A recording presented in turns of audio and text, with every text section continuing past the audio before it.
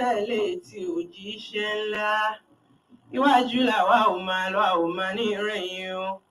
Sunnah and Self-Esteem àrà ọ̀tọ̀ ètò ìrora ẹni lágbára ìgbéra ẹni níyì ti wà lórí afẹ́fẹ́ báyìí o ní gbogbo ọjọ́ Jímọ̀ lórí iléeṣẹ́ wa Naija 101.1 FM láti aago 6 títí di aago 8 àṣálẹ́.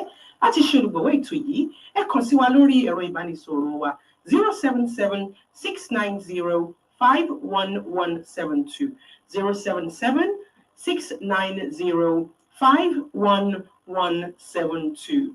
New Era and Sunnah and Self-Esteem, your educative, empowerment and development program. Fridays on Naija 101.1 FM, 6 p.m. to 8 p.m. For sponsorship, please contact us on 077-690-51172, 077-690-51172. You can send us an email, ss.esteem@gmail.com. We are on Facebook. Check us on Facebook, Sunnah and Self-Esteem. Ilali amami inshallah. Ilali amami inshallah. Àwa tá ń tẹ̀lé tí òjíṣẹ́ ńlá. Iwájú làwa ò máa lọ a ò máa ní ìrẹ̀yìn o. Iwájú lèmi ò máa lọ ò máa ní ìrẹ̀yìn o. Iwájú lẹ́yìn ò máa lẹ ò máa ní ìrẹ̀yìn o. Ilali amami inshallah. Ilali amami inshallah. Àwa tá ń tẹ̀lé tí òjíṣẹ́ ńlá. Iwájú làwa ò máa lọ a ò máa ní ìrẹ̀yìn o. Sunnah and Self-Esteem àrà ọ̀tọ̀ ètò ìrora ẹni lágbára ìgbéra ẹni níyì ti wà lórí afẹ́fẹ́ báyìí o ní gbogbo ọjọ́ Jímọ̀ lórí iléeṣẹ́ wa Naija 101.1 FM láti aago 6 títí di aago 8 àṣálẹ́. Láti ṣe olùgbọ̀wọ́ ètò yìí ẹ kàn sí wa lórí ẹ̀rọ ìbánisọ̀rọ̀ wa 077-690-51172 077-690-51172. New Era and Sunnah and Self-Esteem, your educative, empowerment and development program. Fridays on Naija 101.1 FM, 6 p.m. to 8 p.m. For sponsorship, please contact us on 077-690-51172, 077-690-51172. You can send us an email, ss.esteem@gmail.com. We are on Facebook. Check us on Facebook, Sunnah and Self-Esteem. Ilali amami inshallah. Ilali amami inshallah. Àwa tá ń tẹ̀lé tí òjíṣẹ́ ńlá. Iwájú làwa ò máa lọ a ò máa ní ìrẹ̀yìn o. Iwájú lèmi ò máa lọ ò máa ní ìrẹ̀yìn o. Iwájú lẹ́yìn ò máa lẹ ò máa ní ìrẹ̀yìn o. Ilali amami inshallah. Ilali amami inshallah. Àwa tá ń tẹ̀lé tí òjíṣẹ́ ńlá. Iwájú làwa ò máa lọ a ò máa ní ìrẹ̀yìn o. Sunnah and Self-Esteem àrà ọ̀tọ̀ ètò ìrora ẹni lágbára ìgbéra ẹni níyì ti wà lórí afẹ́fẹ́ báyìí o ní gbogbo ọjọ́ Jímọ̀ lórí iléeṣẹ́ wa Naija 101.1 FM láti aago 6 títí di aago 8 àṣálẹ́. Láti ṣe olùgbọ̀wọ́ ètò yìí ẹ kàn sí wa lórí ẹ̀rọ ìbánisọ̀rọ̀ wa 077-690-51172 077-690-51172. New Era and Sunnah and Self-Esteem, your educative, empowerment and development program. Fridays on Naija 101.1 FM, 6 p.m. to 8 p.m. For sponsorship, please contact us on 077-690-51172, 077-690-51172. You can send us an email, ss.esteem@gmail.com. We are on Facebook. Check us on Facebook, Sunnah and Self-Esteem. Ilali amami inshallah. Ilali amami inshallah. Àwa tá ń tẹ̀lé tí òjíṣẹ́ ńlá. Iwájú làwa ò máa lọ a ò máa ní ìrẹ̀yìn o. Iwájú lèmi ò máa lọ ò máa ní ìrẹ̀yìn o. Iwájú lẹ́yìn ò máa lẹ ò máa ní ìrẹ̀yìn o. Esteem feed Esteem Feed, ètò tó ń sọ ẹkún dẹ̀ fún àwọn tí ó kù díẹ̀ káàtó fún. Empowerment and food donation, ìrónilágbára láti fi oúnjẹ fún àwọn ẹni tí ebi ń pa. Ẹ jẹ́ ká jọ ṣe lẹ́ẹ̀kan sí bí ẹ ṣe ń bá wa ṣe lọ́dọọdún nítorí pé a kò lè dá ṣe. Èyí tí ó wáyé láàárín December 2021 àti January 2022. Báǹkì wa tí ó fowó sí ni Barclays Bank. Name Jum'ah and Self-Esteem, sort code 208956, account number 436-160-96, pẹ̀lú reference yẹn ọ́fíìsì Esteem Feed.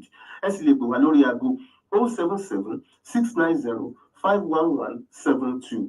Email wa ni ss.esteem@gmail.com. Facebook @esteemfeed. YouTube Jum'ah and Self-Esteem. Ọlọ́run á bùkún fún wa lọ́pọ̀lọpọ̀ bí a ṣe ń ṣe é. Jum'ah and Self-Esteem olùkéde. Ẹnikẹ́ni tí wọ́n bá nípa láti ṣe ìrànlọ́wọ́ fún o, òun náà lẹ́nì kejì rẹ̀, tọ́jú rẹ̀.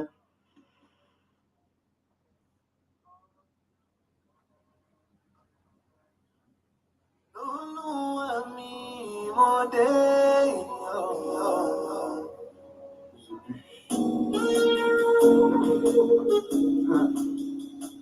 I just feel we should thank God, it's not a whole lot for us, Yeah. I'm on, I'm breathing, as you can see, I'm breathing, engaging, I'm smiling, sure you know so I'm crying, and we run, I'm sorrow, do penny bang go, in me a bottle, I'm all in you, I'm all day, I'm all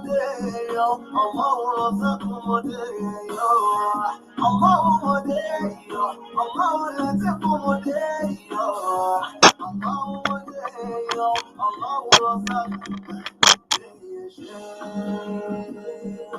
what you have done for me, my family, friends, and my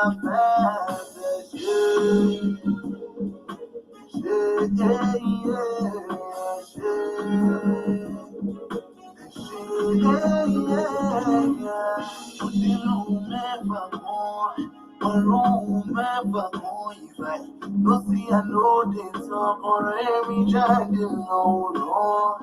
One you realize you have a family.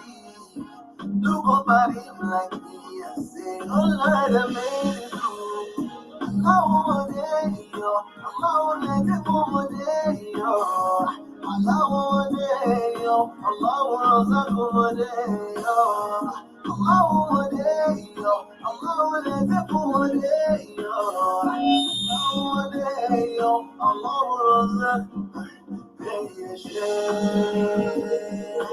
what you have done for me, my family, friends, and my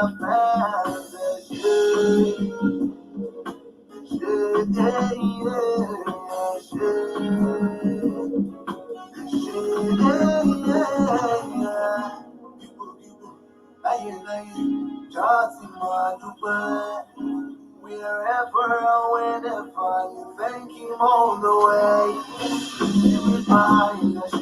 Wherever my lips should praise your name, my Lord, oh, I need more day. No more than I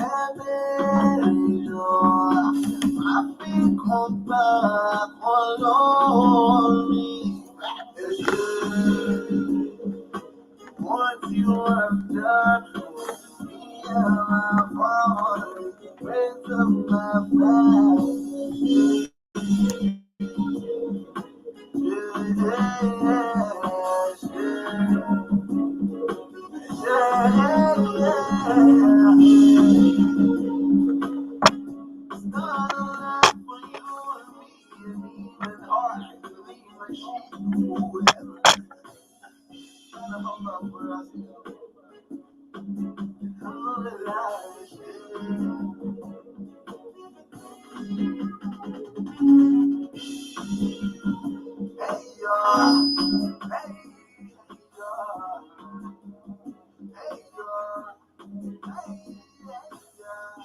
بالله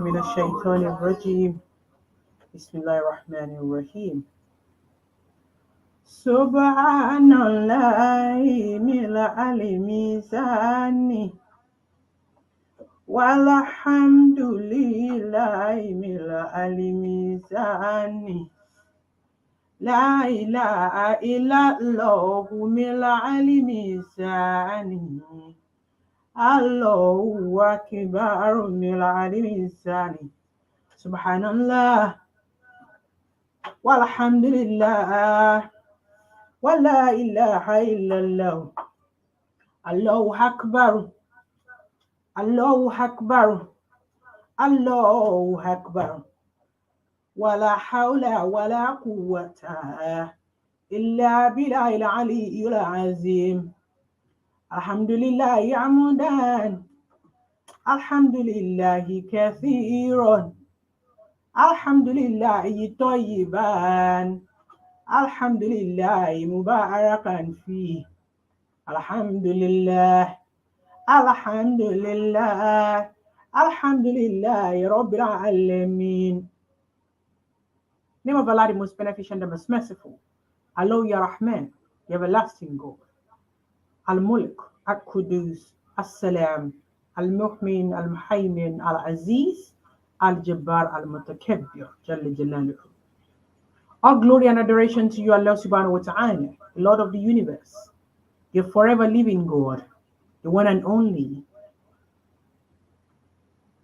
the Lord of mercy, the Lord of goodness, the Most High. We testify that you are one, Ya Rabbal Alameen. There's none worthy of your praise or worship. We will forever worship and praise you. We also testify that our noble Prophet Muhammad, sallallahu ta'ala alayhi wasallam, is a messenger of Allah and the last prophet sent to mankind. We are seen as Yat Ghafur. We ask for multiple blessings upon our Prophet Muhammad sallallahu alayhi wasallam, his friends, family, and the Ummah. We are seen as Yat Ghafur, forgive our sins and have mercy in us. Bijahi masha'allahu la quwwata illa billah. Our beloved brothers and sisters all over the world, wherever you are watching or listening, I would like to welcome you on today's program. Continue with our topic, Sisters Take Care, Depression is Real, Mental Disorder is Real. I'd like to welcome you with the best of greetings. Assalamu alaikum wa rahmatullahi ta'ala wa barakatuh. My name is Nafeesa Ayeola. I'm very happy and delighted to be back on today's program. Today with me in the studio is one of our sisters at Sunnah and Self-Esteem. It's our first time coming onto the program. My darling sister, AbdulKabir, Oriyomi. And we shall be addressing the same topic we've been addressing in the last 2 months. There's a lot of angles and direction to it. We've been talking about depression. We've spoken about depression, what can cause depression, and when you're depressed, the possible things that can happen. Today, we want to take our time to look further and deeper into the word depression. It's a very big word, and it has different sides to it. Our darling sister Radia would educate us in so many ways. She would break everything down to our understanding, inshallah. We will learn 1 or 2 things in this. Sometimes we think, I'm not depressed, what has it got to do with me? But honestly, at every point in life, somehow we have the feelings when our spirit is down. Some people get out of it quickly. Some people know the cause. Some people, it's just a minor thing for them. But there are some people that sleep and wake up in depression. If that person is not yourself, it could be a friend, it could be a sister, it could be anybody, it could be a brother, it could be a husband, it could be a wife, it could be anybody that you know. Share this program with them so they can learn 1 or 2 things. And also for us to learn later on in the future, in case we come across or we become depressed for whatever reason, you will find ways to get out of it as soon as possible, because depression sickens the heart and it makes us very unhappy. And some people, sometimes when they are depressed, they might consider or have suicidal thoughts. May Allah in His infinity mercy continue to guide us right. Amen. Before we go deep into the program, I would like to thank all of you for your donation towards our poverty alleviation program, Esteem Feed. We've been fundraising since December 2021. We have 3 days to the end of the fundraising. With your help, we've been able to donate some food to the less privileged. We are looking to empower a number of people, and if Allah wills, through your help. We have 3 days to the deadline of this fundraising. Please do support us as you have been doing under Esteem Feed. Whatever you can donate, whatever you can support us with, please do support us. No amount is too small. We ask God Almighty to reward you abundantly. If you do not have cash donation or financial donation to give us, if you are a boss, you are a boss, a CEO of a company, maybe you have a school or a fashion house, any kind of school or trade you have, you can help someone, empower someone through this as well. You can give us a sponsorship to bring someone to you or to recommend someone to you. What we are after is to help somebody else to achieve and realize their dreams, to help them, to guide them towards how they can fish, not necessarily giving them fish or food every time. We are looking to give someone hope with the will and grace of Allah subhanahu wa ta'ala. We ask you, please support us as much as you can.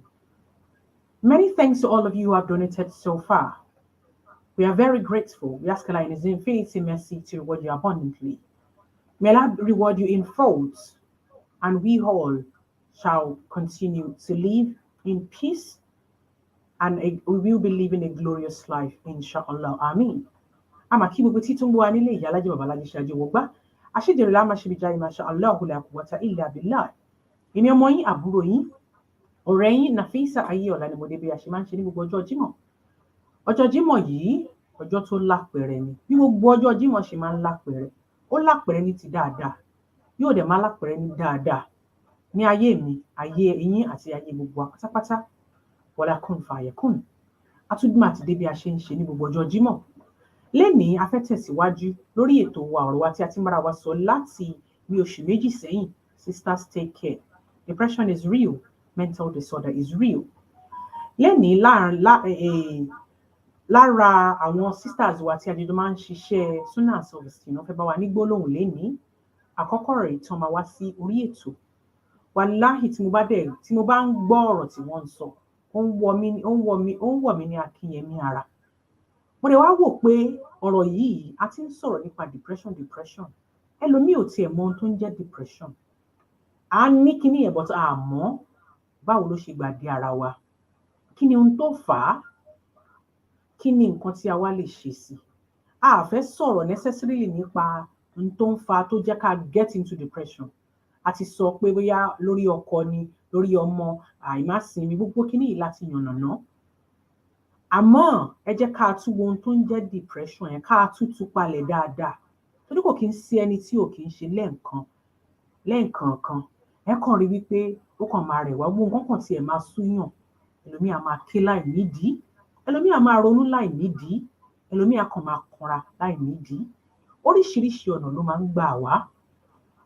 Àwa kan wà tó jẹ́ wípé tí a bá ń rí, a máa ń tètè gbé kúrò lára nítorí pé a ní alternative. Àmọ́ àwọn èèyàn kan wà tó jẹ́ pé inú hílàhílò yìí náà wà ní gbogbo ìgbà. Wọ́n ń wò lọ́ọ̀kan báyìí, wọ́n dẹ̀ rí wọn tí wọ́n lè ṣe sí. Ìyẹn la fẹ́ tú palẹ̀ ká lè mọ ohun tó ń jẹ́ depression gangan. Àwọn nǹkan tó ń fà á, níbo ló ti wá, báwo la ṣe débẹ̀, àti ọ̀nà tí a lè gbà jáde. Sister mi Albarka, ẹlẹ́yinjú ẹgẹ́ mi, our sugar girl, Sister Rodia, AbdulKabir, Oriyomi, ní wọ́n bá wa sọ̀rọ̀ lénìí. Wàláhì tí èmi àti sister bá ń sọ̀rọ̀ nínú a máa dùn nítorí wípé Ọlọ́run dìídì ṣàwọn lẹ́ṣà ni. tí wọ́n bá bẹ̀rẹ̀ sí ń bá wa sọ̀rọ̀ ẹ̀yin náà á rí. Ọ̀rọ̀ sisters take care, depression is real, mental health disorder is real yìí kò kí ń ṣe èèyàn kan ló bá wí. Ọ̀rọ̀ kan tá a ti ń sọ láti bí oṣù méjì ó yẹ ká mọ̀ wípé nǹkan tó tóbi tó lágbára ni. Tó lè jẹ́ kí gbogbo àjọ máa sọ àti sọ oríṣiríṣi nǹkan tó lè fà á. Wàláhì ṣàṣà ni ìdílé tí ò kí ń go through stage at a particular time nílé ayé wọn. Àfi tá a bá fẹ́ parọ́ lókù. Kò sí marriage kan tó perfect. Kò sí parenthood kan tó perfect. Even àwa lára wa gan tí à ń gbìyànjú láti jẹ́ èèyàn, we fail. Sometimes nígbà míì a máa ń ní ìrẹ̀wẹ̀sì ọkàn. Gbogbo àwọn nǹkan yìí ò kí ń jẹ́ kéèyàn ní ìlọsíwájú. Ó lè fà á kẹ́lòmíì tí ẹ fẹ́ ronú láti pokùnso. Yẹn la ṣe ń bára wa sọ láti 2020 láti ń sọ bọ̀. A dẹ̀ tún ṣì ń sọ. Àwa ní episode 3 sí kó tó di wípé a dákẹ́ lórí sisters take care yìí torí a fẹ́ kórí máa yí mọ́ lọ́kùnrin. A fẹ́ kórí máa yí mọ́ lóbìnrin. Ọlọ́run nífẹ̀ẹ́ wa jù bẹ́ẹ̀ lọ. Ọlọ́run dẹ̀ ní nǹkan dáradára tó fẹ́ ká gbélé ayé ṣe. Ọlọ́run fẹ́ ká wà ní ìdùnnú, ká wà ní ìrẹ́pọ̀. Ọlọ́run fẹ́ ká wà ní àlàáfíà. Ìyẹn ní ẹ̀sìn Islam, ẹ̀sìn àlàáfíà ni. Tọ́lọ́run kó wá fi sàlám sí gbogbo ọkàn àti ara wa. Gbogbo ẹni tó ní ẹ̀jẹ̀ ríru, gbogbo ẹni tí ara ń gbóná tọkàn ń gbóná tí ò ní àrùn ìfàyàbalẹ̀, gbogbo ẹni tí àrùn depression yìí ń bájà lọ́nà bá wò wọ́n sàn. Gbogbo àwa tó jẹ́ pé ó máa ń wá ó máa ń lọ náà ni kọ́lọ́run máa fún wa ní ìdáyà ẹ̀, kọ́lọ́run dẹ̀ máa tún fi wá lọ́kàn balẹ̀ kí a lè máa mọ̀ wípé ó tún ti fẹ́ dé o ká lè tètè rí ọ̀nà tá a máa gbé gbà. Trauma wà, depression wà.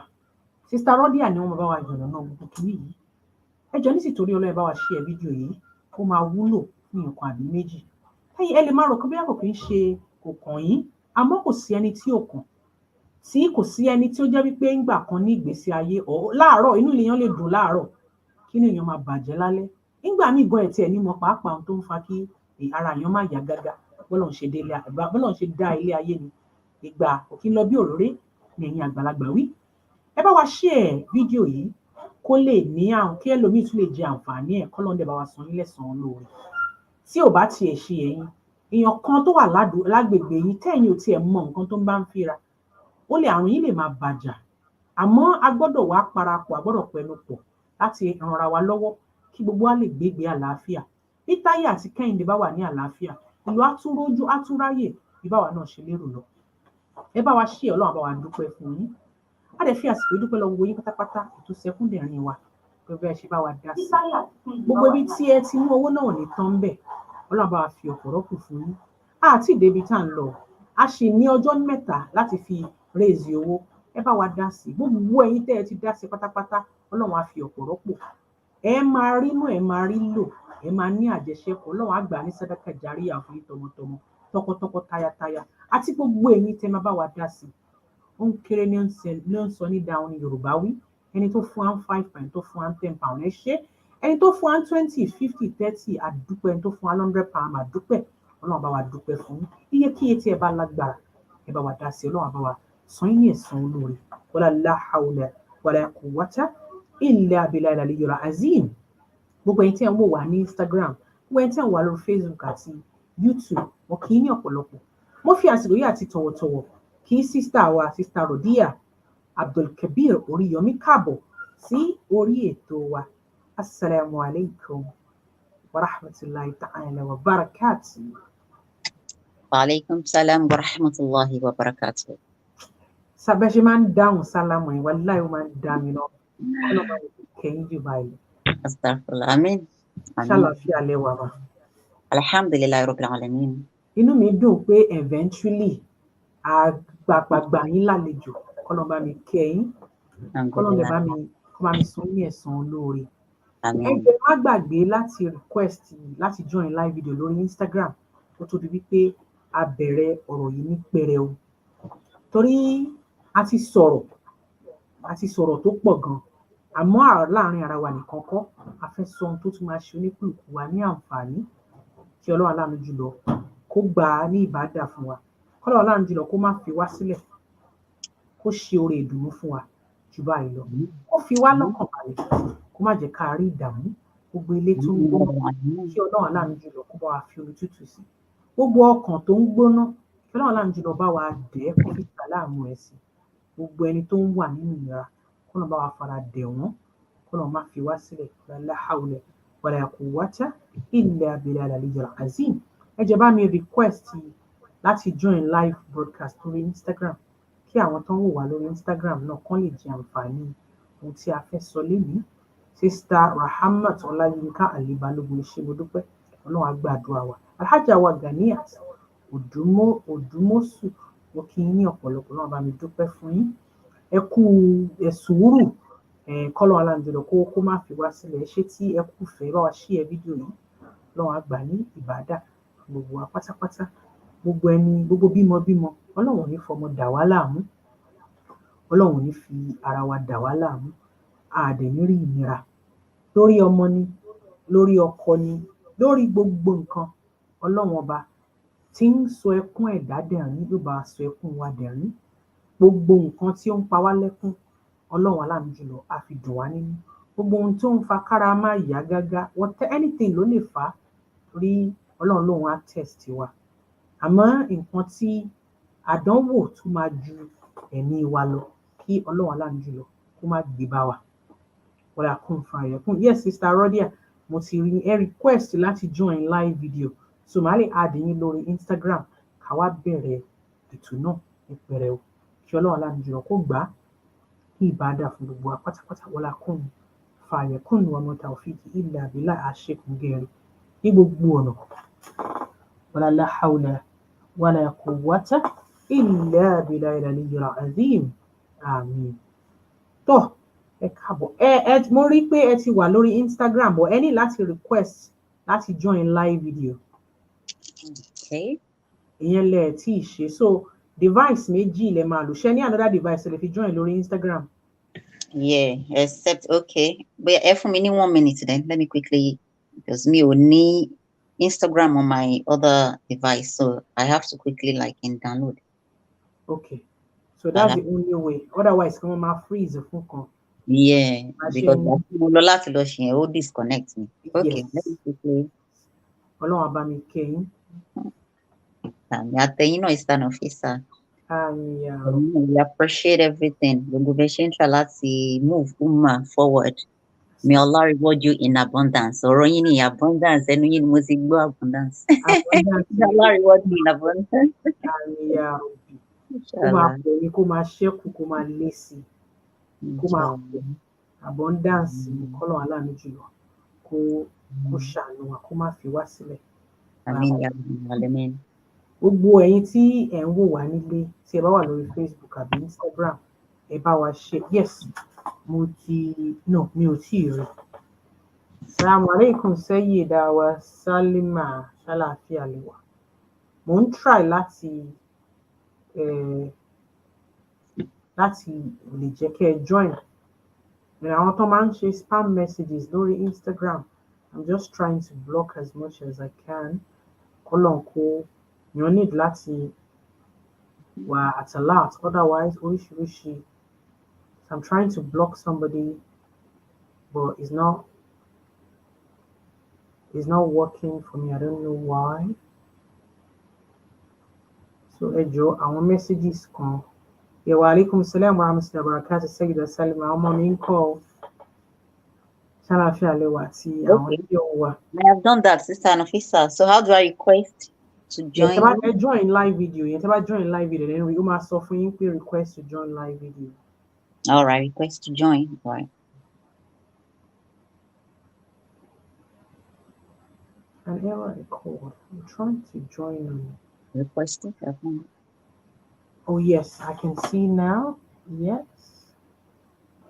Go live with. Let's hope it works now. Motini, yes. Am I being kilo solo doing because I did? Yes, now you're coming up, mashallah. Mashallah. Ó ti ṣe, but mi ò rí orí yín. Àtọ̀dọ̀ mi ní ariwo yẹn tí ń wá iná náà.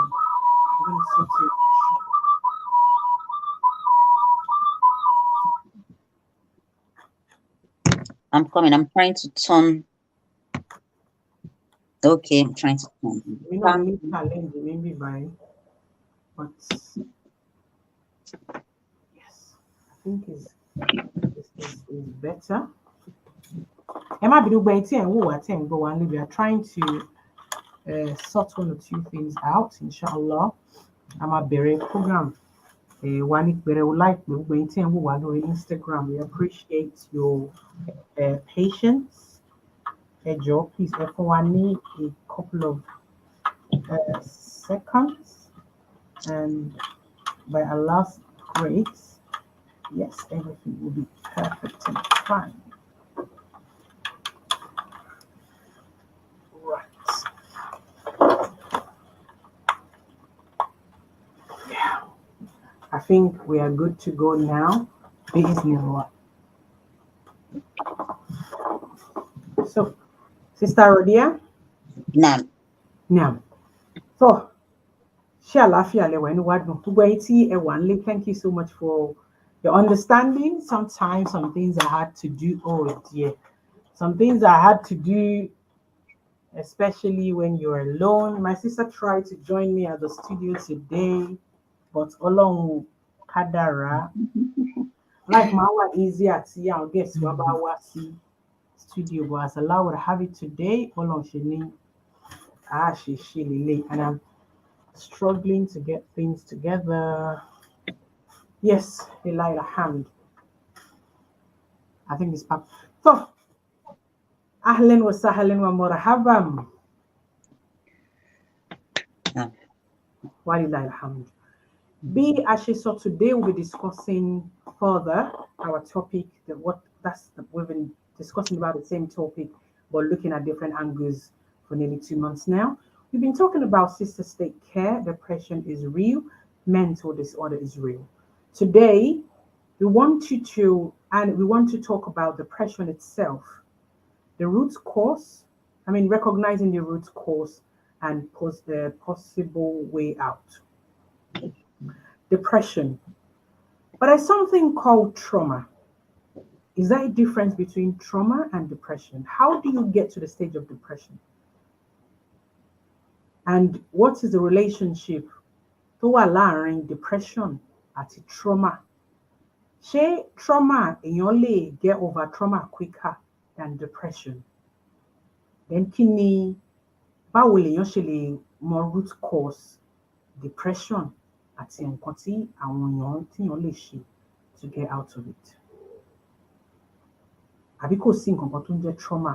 Kò sí nǹkan kan tó ń jẹ́. ṣé tẹ bá ti fún mi ní go ahead láti sọ̀rọ̀? Ọlọ́run yóò bá mi kẹ́ Àmín. Àkọ́kọ́ ẹ ti sọ̀rọ̀ síwájú, so قال رب اشرح لي صدري ويسر لي أمري واحلل عقدة من لساني يفقهوا قولي. Ọlọ́run kó gba gbogbo ẹ̀ ní ìbádà fún àti tá a máa sọ tó máa jẹ́ ṣe àtẹ̀yí tí a ní sọ dáadáa. Ọlọ́run kó ṣàtẹ̀wọ́ gba gbogbo ẹ̀ fún wa. And we pray for his infinite mercy. Kó ṣàánú fún gbogbo wa.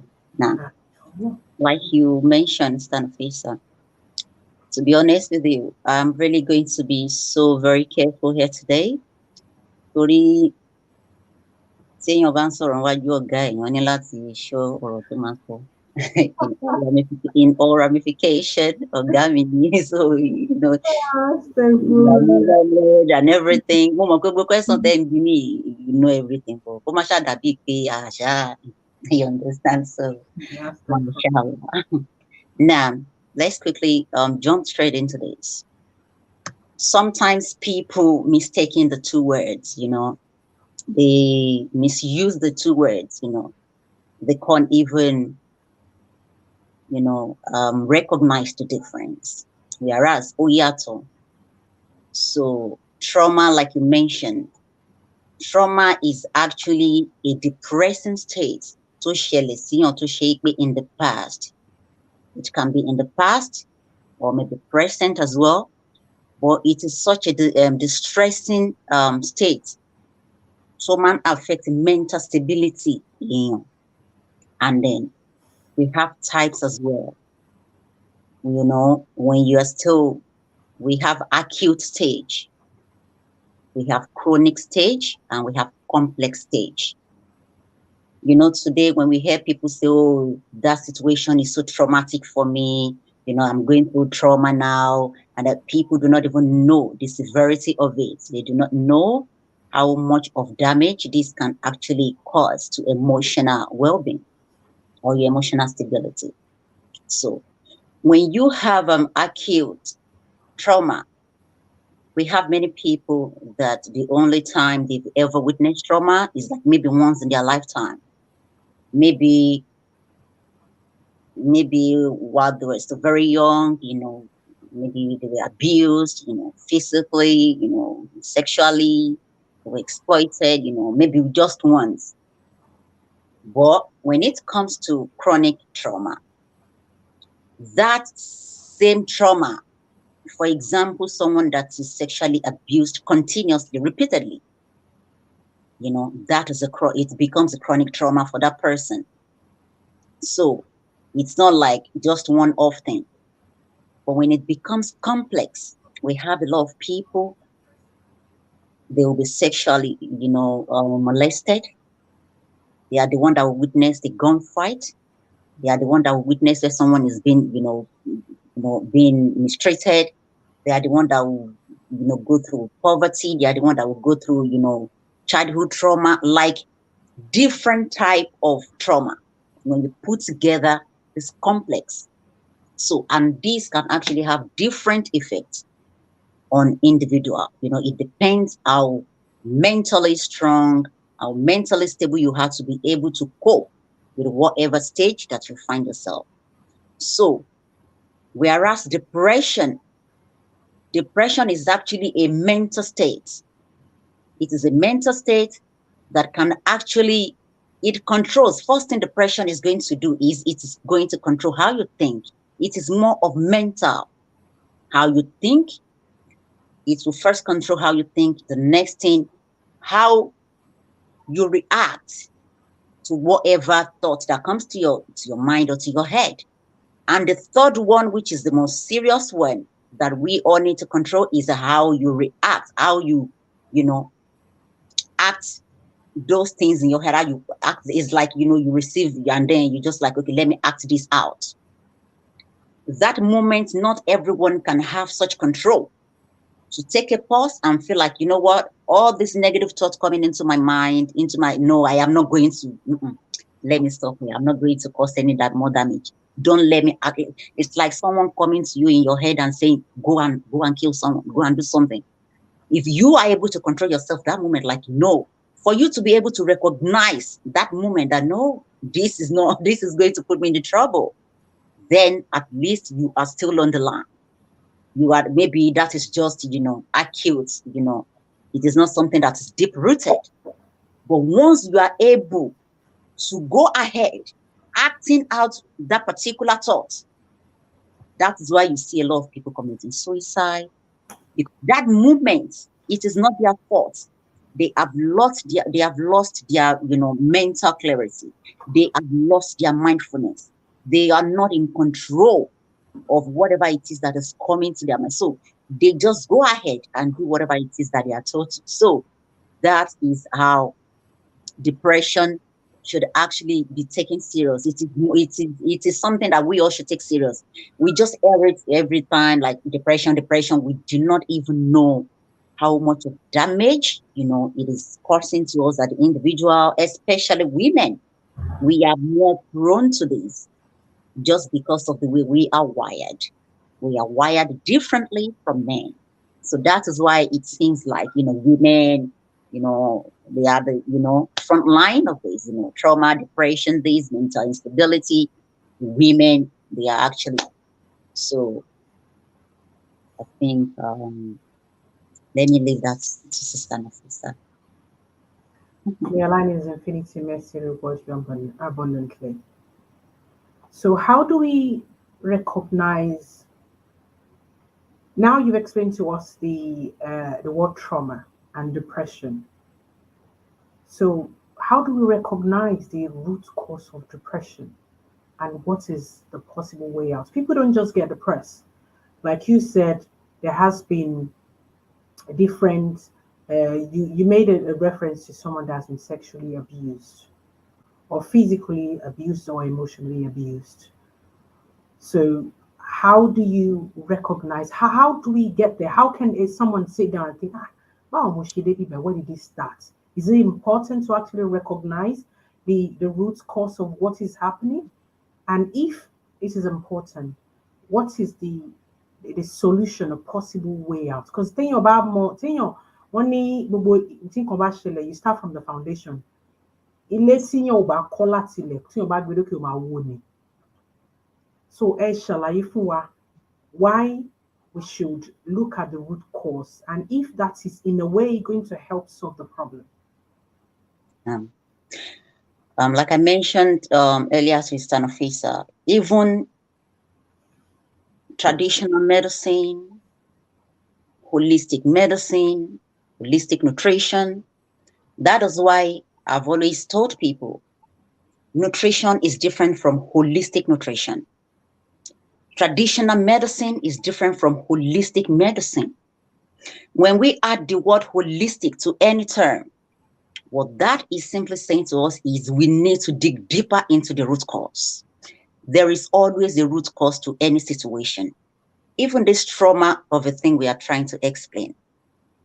A lot of people, because people don't even talk, you just see someone, trying to put up some sort of attitude that you don't even understand, and you begin to judge that person like, oh, that person, she's always quiet, she doesn't talk. Even when you try to talk to her, she's always this. It is so very easy for us to do that. But do we actually know the root cause? Do we even know how that person got to that stage? That person may have been reacting. And that is one thing about trauma. It is a reaction. It is a reaction to a particular event that has broken you, either mentally, sexually, physically, psychologically.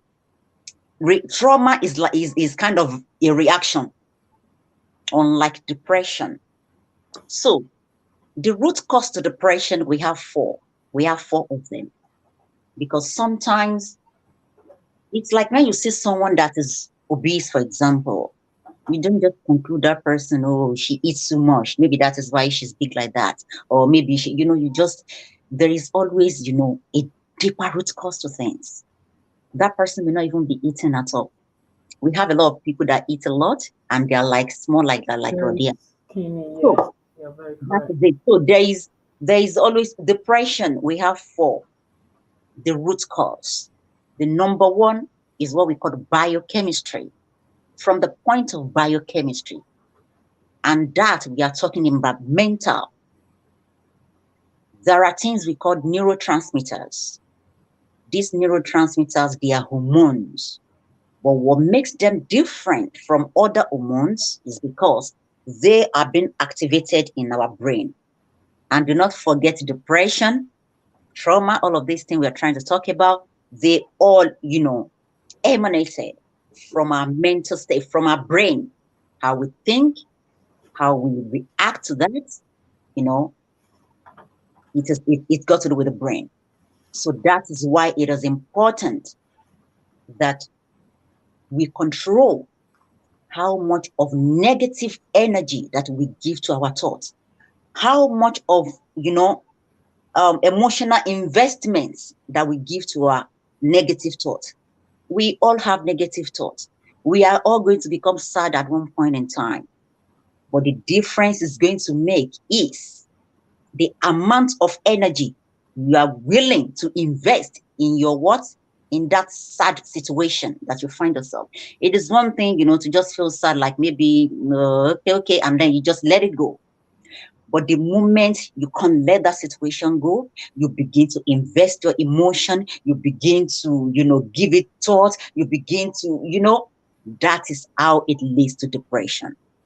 And trauma don't normally lead to depression. Like I said, it depends on the stage. We've already mentioned the stage. Maybe acute or something, or maybe chronic, it depends. So not all trauma that will lead to depression. So, because sometimes a lot of people, they are able to look past their, everything that they are going through, like, okay, this happened to me, then life goes on, okay, that's fine. That doesn't mean once in a while They're not going to have a flashback, which are the signs, the symptoms of trauma. You are going to be hallucinating. You are going to be having a flashback. You will suffer insomnia. Even when you see that person that maybe abuse you, you have some sort of anger towards that person. All of these symptoms. So that doesn't mean that person won't get through that phase. But we have some people that are mentally strong to the point that, okay, they can quickly just, okay, fine, life goes on. But we have some people that are mentally weak that can't let go of sad situation. That can't, especially when there is some sort of reoccurrence. When there is some sort of reoccurrence to that situation, or when they are still in that situation, they can't get themselves out. They won't even have control over that situation because they are still there. It's like a woman, for example, that is going through domestic abuse all the time. Maybe her husband is beating all the time, and people just saying, "Oh, yeah, you need to get out of there." How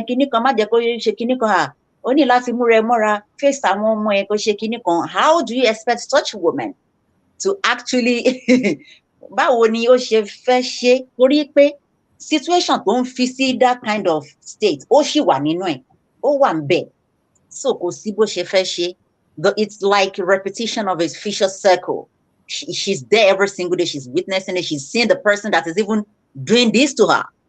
Oh, my make it worse. So that is it. So we have, from the point of biochemistry, our neurotransmitters, how we think. Depression actually is all about your mind. Sometimes I have someone that will say to me, Rodia, when I complain that person will say, Rodia, it's all in your head. I never understood that statement until it happened to me. When a situation resonates with you, it was when it resonated with me that I got to understand truly that it's all in your head. What that person was trying to say to me is, Rodia, you have control. You have option of letting go of this particular situation, or you just want to hold on to it, continue to feed your emotion, continue to invest your emotion on it. That is it. So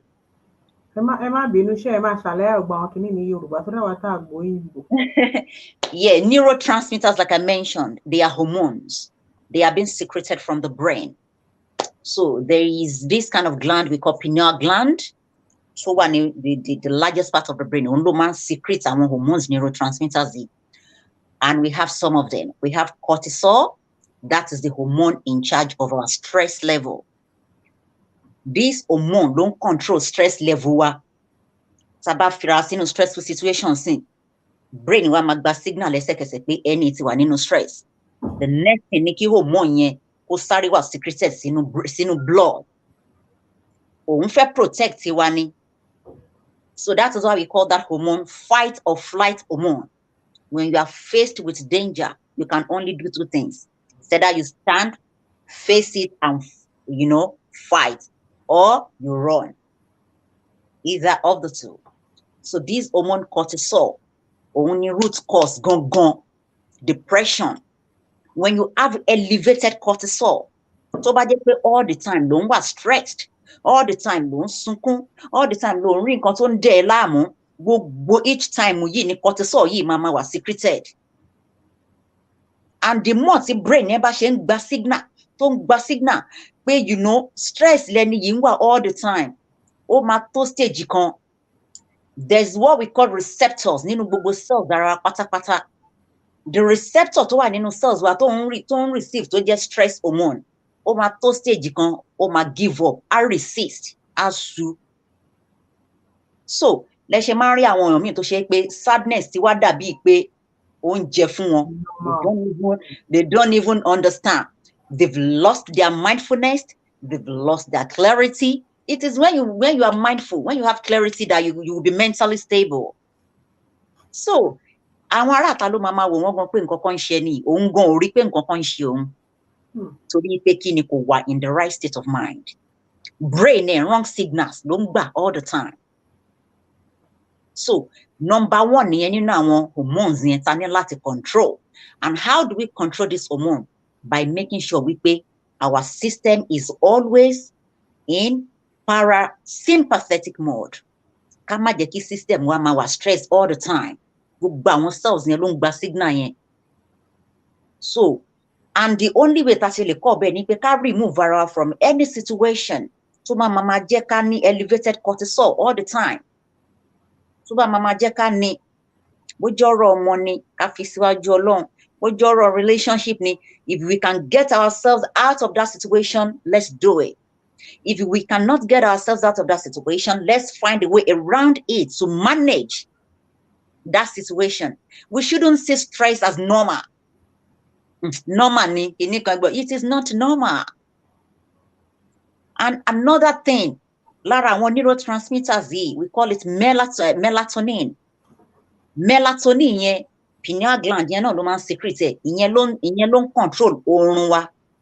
That is the hormone in charge of our sleep. Our circadian rhythm, bá ṣe ń sùn tá ń jí, ìyẹn ló ń control ẹ̀. Inú brain náà ló ti ń wá. That is why you see people that are depressed. Come back from money antidepressants, go and check. There is serotonin nínú àwọn medication yẹn, èyí tó máa regulate mood wọn. Torí wọ́n ti jẹ́ kí hormones yẹn kó imbalance. Wọn ò ní lè sùn. Ṣé bẹ́ẹ̀ mọ̀ pé àwọn tó bá ní depression, they will suffer insomnia. They won't be able to sleep. Wọ́n ti ń disrupt gbogbo iṣẹ́ àwọn neurotransmitters yìí. Brain ń gba wrong signals all the time. Bí electricity park, ibi spark ni tó máa kan wọbẹ̀ pátápátá tó bá pọ̀ jù. You know, gbogbo nerves tó wà nínú tó supply blood sí gbogbo ẹ̀ ló máa weak, tó máa sú wọn. They will become resistant. And another of these neurotransmitters, láwọn tó wà tó ṣe kókó jù, a tún ní èyí tó ń control oúnjẹ wa, the ghrelin. That one is called ghrelin. That one is the hormone in charge of hunger. Ìyẹn ló máa sáré send the signal tí glucose bá ti tán níbi tó wà. Pé wá energy ò sí bí mọ́, sọ fẹ́ ni pé mo need glucose. Ìyẹn ló máa sáré wà secreted sínú blood. Tó yá jẹ́ kí ebi pa ẹnìyẹn á lè jẹun because we need glucose there. Ìgbà tí wọ́n bá ń drive pé kó tán nínú mọ́tò ni. Pineal gland yẹn náà ló ń secrete. That is why you see people that are depressed. Ebi á máa pa wọ́n, wọn ò dẹ̀ ní mọ̀ pé bí ń pa wọ́n, wọn ò ní jẹun. Wá gbé ebi ò pa mí, ebi ò tiẹ̀ pa mí. Kì í ṣe pé ebi ò pa wọ́n. They are not in the right state of mind to even recognize that signal. They are not listening. Hormones are chemical messengers. Wọ́n ti gbé message wá. Oh, we're in the right state of mind láti gba message tó gbé wá fún ẹ. Ẹ kàn rí pé ghrelin á máa kanlẹ̀kùn. Glucose ti tán bí jẹun. Ń gbọ́ bá dẹ̀ ṣe bẹ́ẹ̀ títí tó kàn tó ṣe aya give up, then you become ghrelin resistance. Àwọn hormones yìí máa ń give up. Òun lẹ ṣe máa rí tẹ́ pé àwọn tó bá ṣe kinní kan, alébi wọ́n ní ebi ò pa ẹlòmíì látàárọ̀ dalẹ́, alébi ò pa mí. It is not normal. Èèyàn níwá kì í ṣogi, a ní láti jẹun. And the last one, tí máa sọ kí máa lọ jìnnà, we call it leptin. Leptin ni ẹ̀kẹrin àwọn hormones, neurotransmitters yẹn tó máa wà secreted from the brain. That leptin is the one in charge of satiety. Ìyẹn ló máa sáré signal tá bá ń jẹun tó máa ní ó yá sọ fẹ́ ni ẹ pé glucose tó wà ń bí reservoir yìí ti kún, sọ fún pé kó dákẹ́, sọ fún pé ó ti tó, kó má jẹun lọ mọ́, kó má jẹun mọ́, ó ti tó. That is why you see people that are depressed, they become emotional eaters. Yes, there are some people like Wọ́n ti yó, wọ́n á dẹ̀ máa jẹun lọ, wọn ò listen sí message. That is why you see emotional eaters, they just eat for the sake of àwọn jẹun, not because they are hungry. They are not listening to these messages from these hormones. And that is why you see people that are obese, you see people that are, you see them, they just munch on food, they can see no, something is not, but it is not their fault. They are not responding to that message from leptin hormone. So the leptin has given up on them. They will just keep going on. They will just keep going on and on. Why it is important that we control our thoughts. Everything starts from the brain, then mind. And there is something we call superconscious mind. Mama explain it from our tribe, we all have it. It all starts from there. We have fear there, we have anger, we have depression, we have anxiety, we have trauma. Gbogbo àwọn nǹkan tá à ń sọ yìí ló wà nínú superconscious mind gbogbo wa. It depends on tó bá dig ọwọ́ ẹ síbẹ̀ báyìí, ní tó bá mú jáde, òun ló máa feed brain ẹ. You can just close your eyes with your imagination and just feel like, you know what, this situation, I know it is a sad moment for me, but you know what, I am not going to allow this situation to consume me. You know what? No. You have control over that from your superconscious mind. And you can reach into that superconscious mind as well and say, you know what, I'm just going to sit in a corner. Situation yìí ni o. Okay, you understand? You become your thoughts. You invest all of that energy, all of that strength, all of that emotion. You invest it. Sorry, negativity. You can as well just switch it around and invest it, you know. Lori, I want to get positive from that superconscious mind. So we need to be careful of our thoughts. We need to be careful of how much time, how much of the emotion that we are willing to invest. Like I mentioned, we all have moments of sadness. Sadness is going to come. But what is going to make a difference, huge one, is how you react to it, how you allow it. How you first stand the ground, you know, no, I am not going to allow this to consume me. I am going to rise above this one. No, we all have that time, you know, that moment, to take action for taking attention. It's like, for example, pregnant women don't be more. Psychosis, postpartum psychosis or postpartum depression, you know, it's like our mothers, they want to dagba, they want to lose mental state, they want to lose clarity, they want to be mindful. So to buy ti brain you bang wrong signal, ti gbogbo hormones yẹn tó wà imbalance. When you have dominance of one hormone, tójú kan lọ, gbogbo filter brain ló máa jẹ. Ìgbà tá bá fi asẹ́yìn yọ nǹkan ni bí filter yẹn ṣe wà nínú brain wa nìyẹn. Òun ló máa ń jọ ọ̀rọ̀ ká tó sọ síta.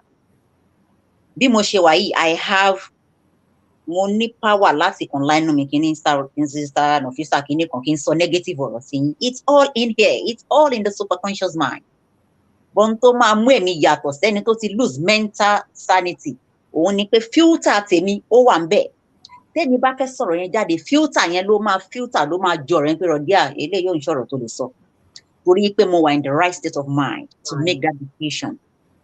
But àwọn tí ò sí ní right state of mind to make that decision, that is why you see all those mamas wọ́n sọ pé àjẹ́ ni wọ́n o, wọ́n ń kà wọ́n ṣe kinní kan, wọ́n ti lose filter ibẹ̀ yẹn. Wọn ò lè jọ ọ̀rọ̀ tó wá sí wọn lọ́kàn. They just open their mouth and they just say whatever it is tó wá síbẹ̀. The same thing with our new mothers as well, postpartum psychosis. Wọ́n ní ó ya wèrè ni o, àbí sínwín ni ó ti sínwín ni o kò sínwín, kò lè ya wèrè. Hormonal imbalance, stress, gbogbo pé inú oyún ìgbà kan ó bímọ, wàhálà yẹn ti pọ̀jọ́ náà ló mọ wàhálà tẹ́lómi fi bímọ yẹn, gbogbo kíní yẹn hormonal imbalance yẹn, gbogbo brain ti dàrú, filter kò sọ̀rọ̀. So ẹ rí wípé thinking, thought wa gangan òun la ní láti control tí a bá fẹ́ really control depression. And that is one biochemistry. That is the you know, from that angle. Another angle tí a ní láti mention òun ni genetic. There's what we call, you know, genetic vulnerability. Gbogbo nǹkan tó ń ṣe wá kọ́ ló já fọwọ́ fà. When something is genetic, there's nothing you can do about it. Like, for example, we have mommy Mincy. She has always been depressed all her life. There is every possibility that, you know, Rodia as well can actually take that. Wow. So a lot of things were genetic. So depression can be genetic as well. And another thing that we have, personality. We have some people to shake the personality only also want to be depression. Naturally, we have some people they can't take criticism. We have some people they are OCD, you know, obsessive compulsive disorder. All these are mental issues. táwọn èèyàn tó ń fojú kékeré wò. We have some people that lack self-esteem. We have some people, you know, àwọn èèyàn tó bá yẹ pé naturally this is who they are personally. It is going to affect their mental state. Wọ́n máa rò bíi pé nǹkan kan ni. Especially look at the people that are obsessive, you know, compulsive disorder. Tí wọ́n ní OCD. People look at them, they feel like, she's very, little bari bye. It is a mental. Yeah. Any gan, le mú pen ẹ̀, tó bá mú pen ẹ̀ yẹn báyìí bí bẹ́ẹ̀ ló life yẹ kó le tó bẹ́ẹ̀. Tó bá ti wá ń di pé mental state ẹ ti ń wà disrupted torí pé o mú pen síbi ẹnìkan wá mú síbi, there is a problem. There is a problem. Tó bá ti di pé cutting ẹ bó ṣe ní láti wà rí tó wá rí báyìí tẹ́nìkan fọwọ́ kàn o dẹ̀ ní problem and you are aggravated and that actually, you know, sparks some sort of reaction in you. There is a problem. So personality ń gbà mí, ó máa ń pẹ̀lú nǹkan tó máa ń fà á. Ó á sún wọn dé depression. Torí ó máa fún wọn ní stress. Mo ti rí ọmọ mi ọkùnrin àgbà, Abdulkabir, tá bá lọ sí store, ó máa ń ṣe. Tá bá wà nínú out, tá bá mú nǹkan bí mo mú pálí cereal kan, mo kàn wí pé okay, I don't want this. Tí n bá dá padà síbi tí mo ti mu, ọmọ mi máa sáré padà, ó máa lọ mu. Ó máa lọ gbé síbẹ̀ padà náà ni no. This is where it should be. Àní kí ló dé? I understand. Tó bá mú pen ẹ̀ síbí báyìí, ẹni láti àbúrò kankan gbọdọ̀ mú kúrò bẹ́ẹ̀ gbogbo àwọn nǹkan yẹn. You know, we're just trying to like, okay, so this is not like that. Ayé ò lè ṣe yẹn bye. Because tó bá tí wọ́n bá ń bá nǹkan bẹ́ẹ̀ yẹn lọ, á lead sí nǹkan téèyàn ọ̀fẹ́. So these are the stages to depression. So these are the root causes. Láwọn tó ṣe pé ó really that we have genetics. And we have personality, we have from biochemistry, you know, and then we have environmental.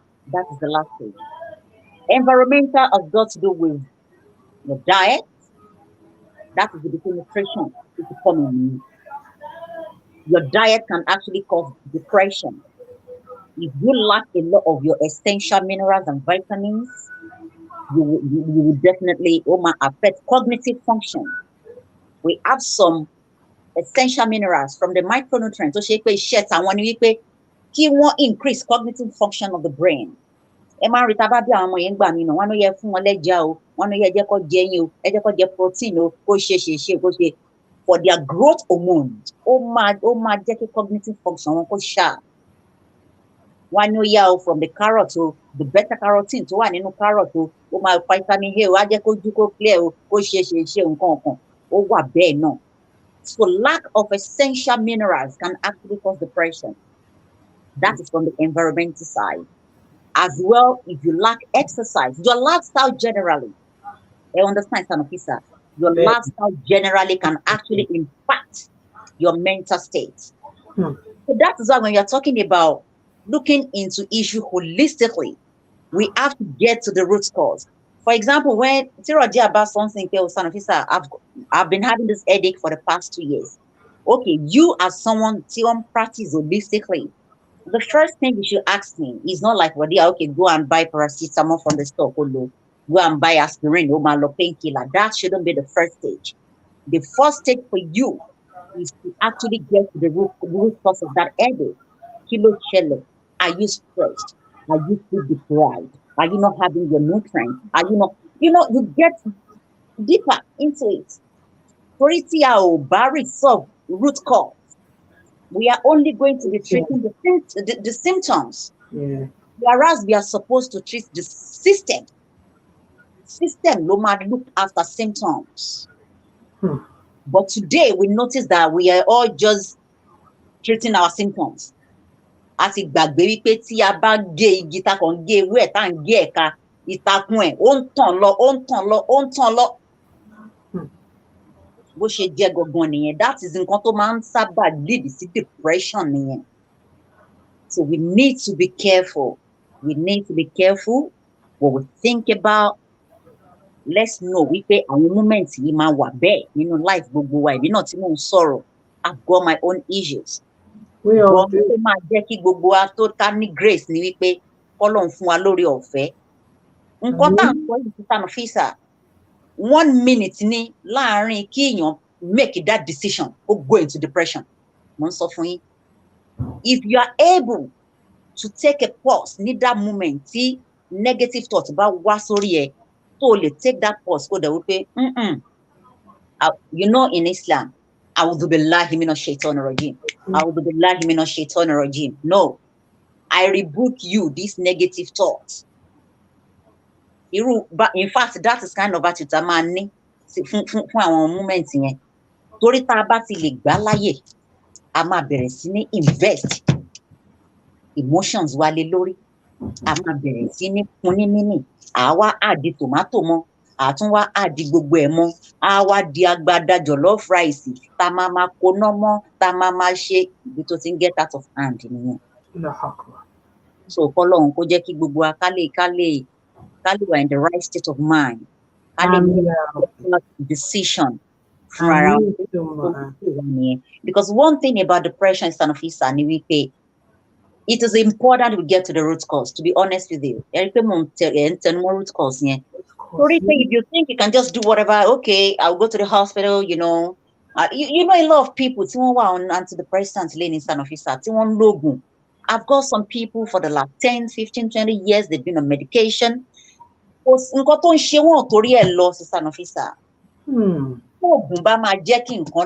not supposed to be on medication for 10, 15, 20 years, for God's sake. Medication is not supposed to heal you. Medication cannot heal. Medication can only manage your symptoms. Until you get to the root cause.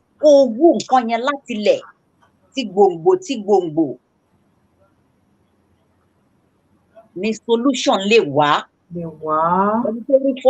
Tó lo paracetamol mẹ́rin. Ó lò fọ́jọ́ mẹ́ta tó ní kò lọ tó tún lọ complain tó ní okay tó tún le jù bẹ́ẹ̀ lọ painkiller tó tún ju paracetamol yá tún dáàbò. You can see wípé a máa lọ a máa padà ó ń lọ ó ń padà á padà because the root cause is still there.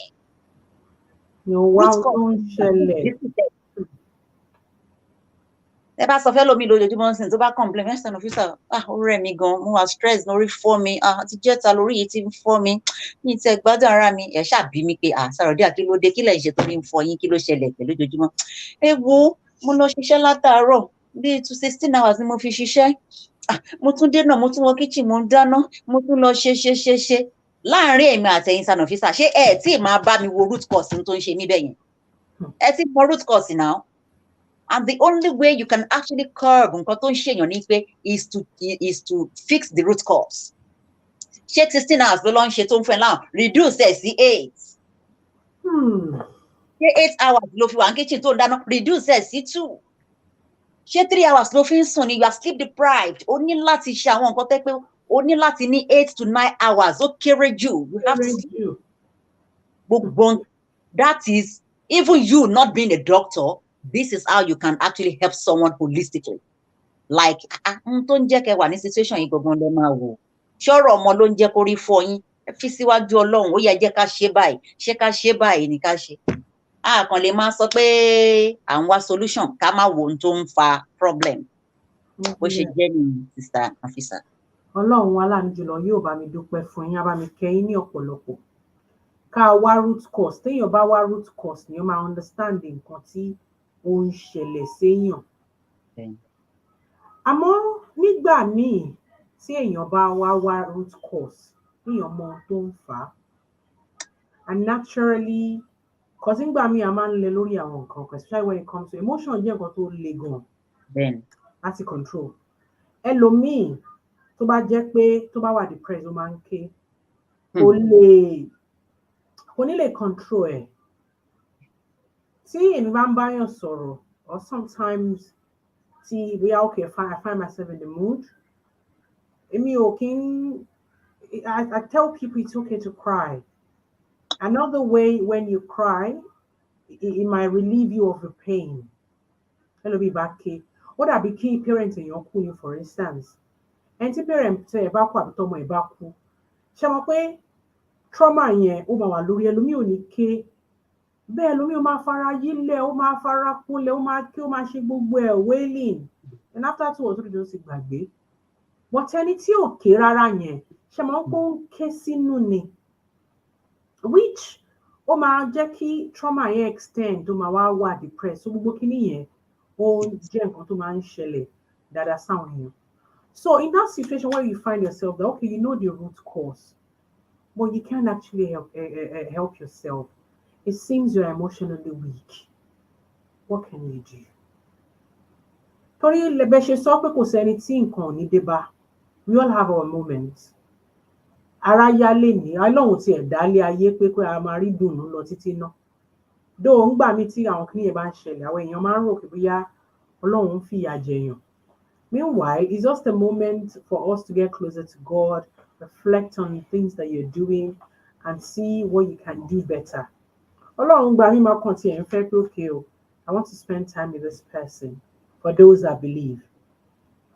So what can you do? What would you advise? Think about, okay, oh, I know that because many obìnrin ló wà nílé ọkọ for years tó jẹ́ pé nǹkan tó ti ṣẹlẹ̀ láàrin àwọn àtọkọ for years, they are still holding on to it. Holding on ní ọ̀nà méjì ni. Téèyàn bá ṣẹ̀ wá, it is just okay for us to forget. I mean to forgive. But what about forgetting it? And when you don't forget, once in a while, when you see similar reaction, when you see similar thoughts, when you see similar actions, about trigger, you remember what happened in the past.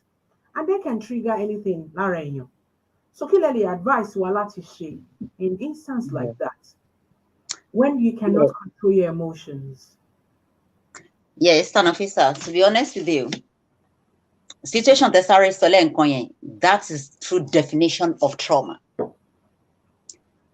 Let me use us adult as an example. Many of us as adults today, we are walking around with a lot of baggages of childhood trauma, you know, many that we can't even say to people. Many are ready to say, but they haven't got platform to do that. Yes. That is why it is important to like create platform.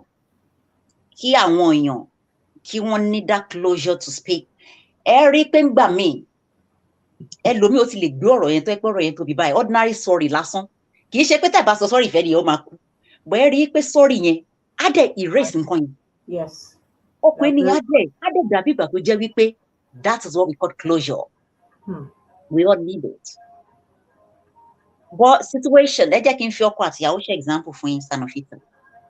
Obìnrin tó wà lábẹ́ ọkọ, for example, for a very long time, you understand, couple, you know, they will fight here and there, a lot of this and this. It is normal. But ohun tí ò ní normal ni wípé tọ́rọ̀ bá ṣẹlẹ̀, ká wá máa ṣe kíni, ká máa pa ilẹ̀ síbì kan. We need to create a platform láti lè wà expressive so that nǹkan yẹn ò ní become trauma. I have a woman today, Nafeesa.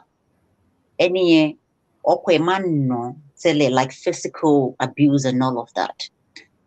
It stopped. Nǹkan yẹn padà stop, you know, it was resolved and then it stopped. But kí ẹ lè mọ bí situation yẹn ṣe wà traumatic fẹ́ni yẹn tó. Tẹ́ni yẹn bá rìn lọ tó bá gbọ́ ibi tí nǹkan kan ti jábọ́ sílẹ̀ lẹ́gbẹ̀ẹ́. Níṣe ló máa fò, níṣe ló máa ṣe báyìí. That is pure trauma.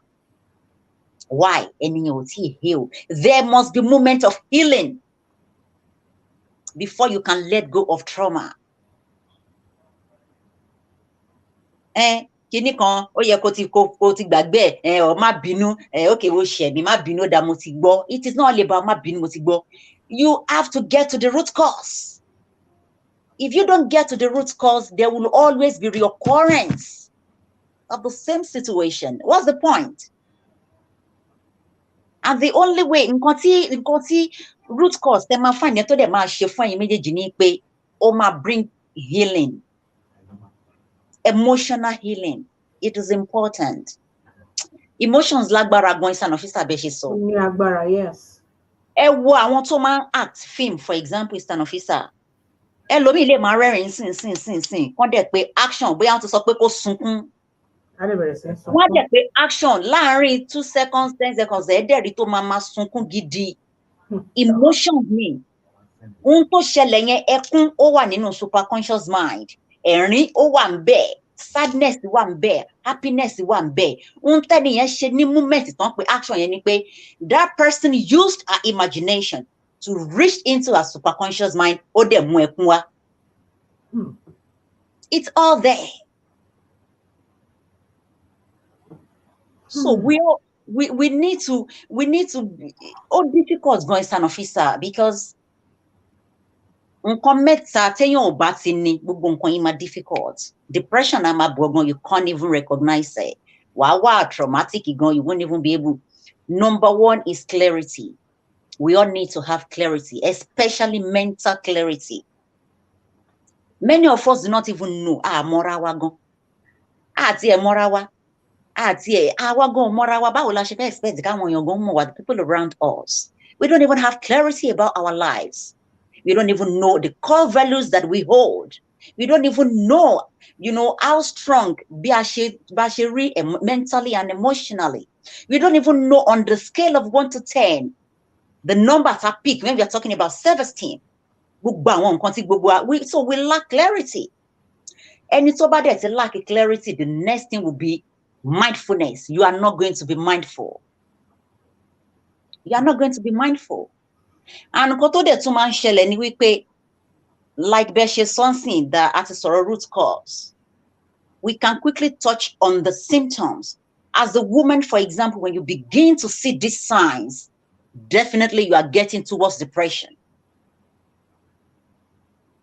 Tí o bá ti lè rí ara ẹ or àwọn èèyàn ti ń sọ fún ẹ pé rọ̀díà ó máa báyìí máa ní or tí wọ́n náà ti ń notice pé this time àwọn nǹkan báyìí kó ti tètè mọ̀ bẹ́ẹ̀ pé kọ́kàn dẹ̀ diagnose clinically of depression lókù.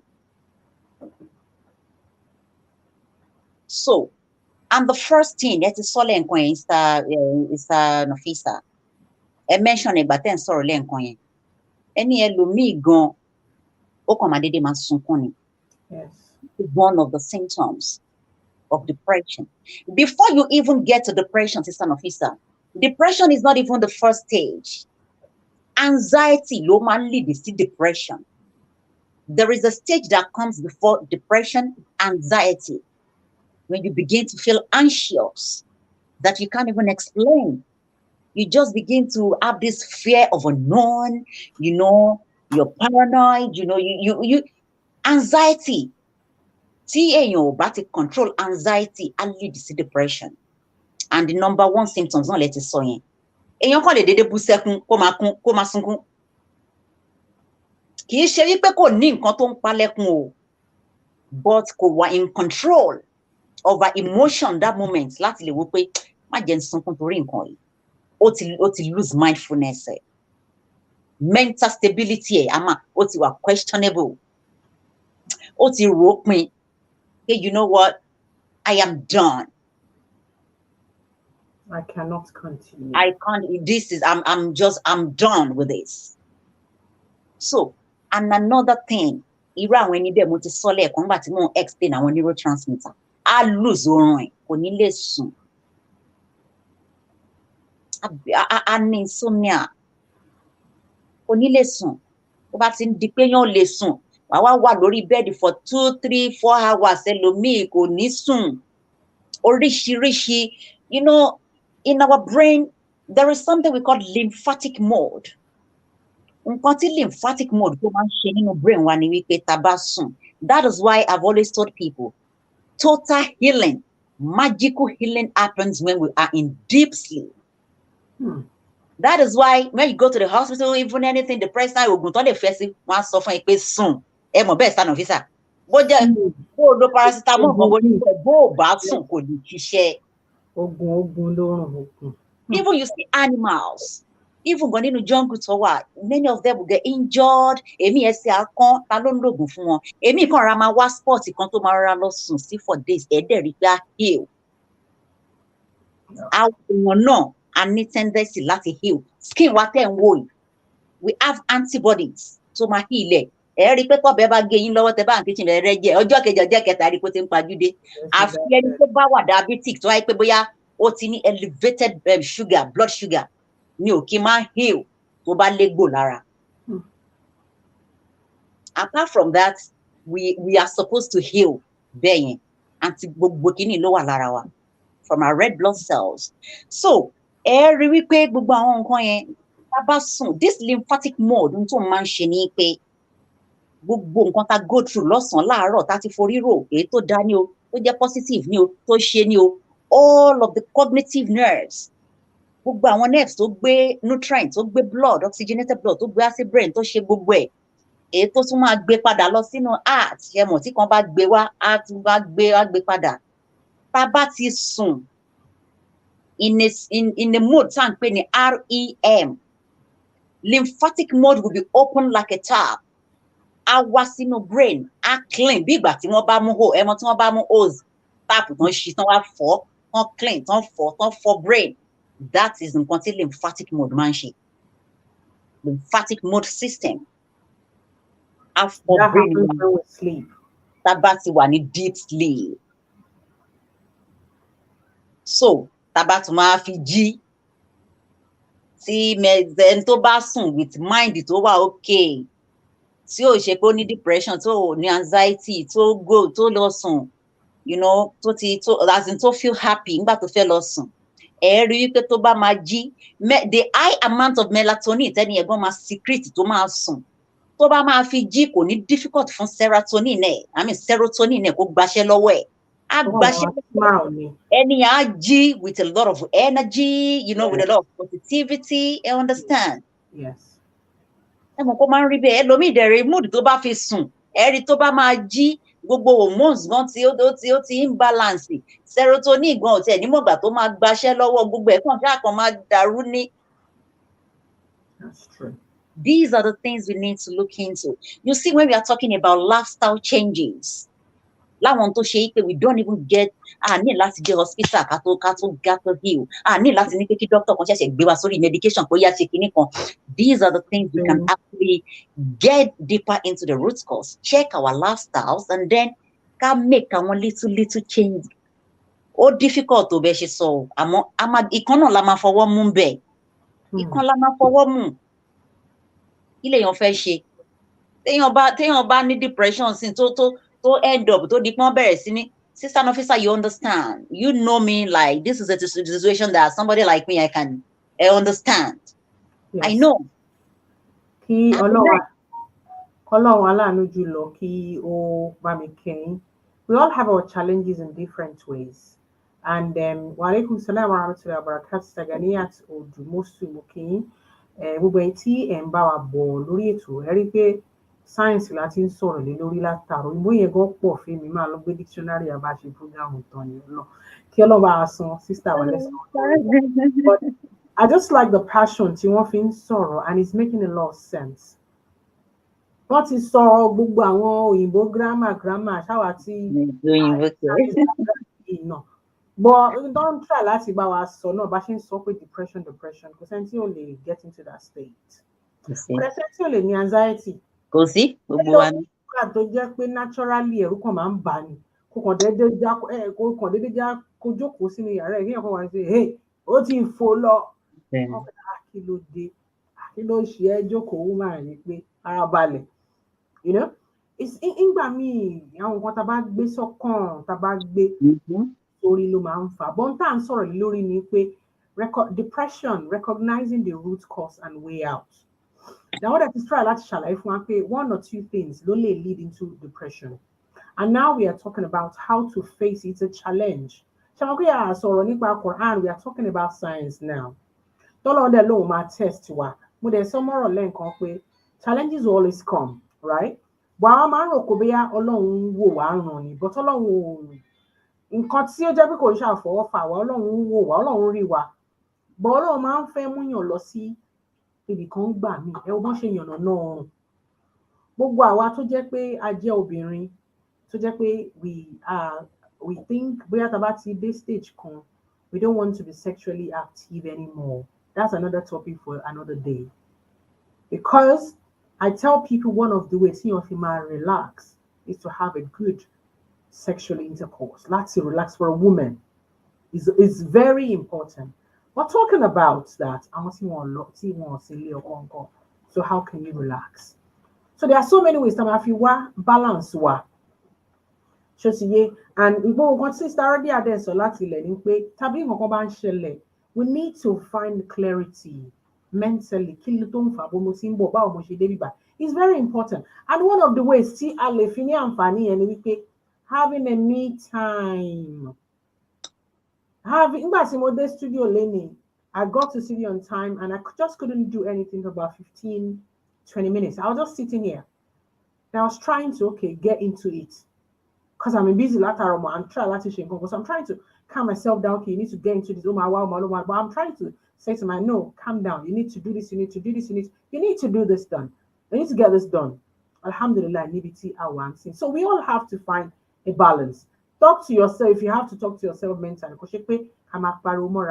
Well, you need to recognize what is making you to be in a state. What is causing you to be in a state. When you recognize it, then you can manage it the way out.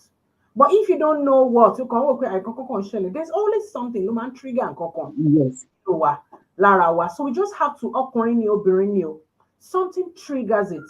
You just have to look for what triggers it. And I do there what's in your leash when you are in that state of mind. See,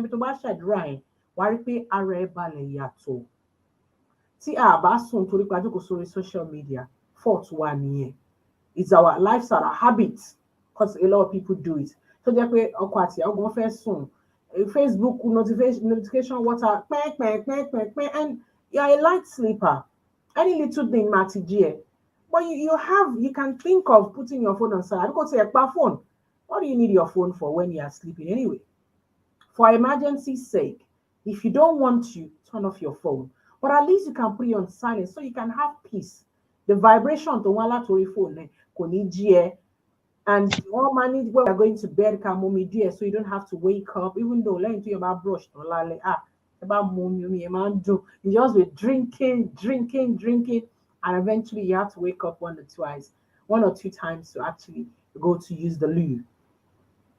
But answer nipa depression, trauma, and anxiety, all these things are mental. So but you explode. Yes. Kéèsì lady Hausa kan tó mọ́kọ ẹ̀ tó gun lọ́bẹ. So àárí èèyàn máa gbọ́kùnrin lọ́bẹ, èèyàn ara ẹ̀ ó máa gun ní ọ̀bẹ, èèyàn tó jẹ́ ìran ara ó máa sún mọ́lé. Sàmàdé irú ọkọ àti ìyàwó tó jẹ́ pé wọ́n ń jà, wọ́n nífẹ̀ẹ́ wọn láàárọ̀ tó máa fi dalẹ́ wọ́n ti ń gbára wọn lójú, gbára wọn lẹ́sẹ̀. It's not normal. Assalamu alaikum warahmatullahi wabarakatuh, sir. Assalamu alaikum. Assalamu alaikum. I apologize, mi ò gbọ́ yín. Assalamu alaikum, sir. Ẹ jọ̀ọ́ ẹ fún wa ní 1 or 2 minutes kí wọ́n bá wa wò. Assalamu alaikum.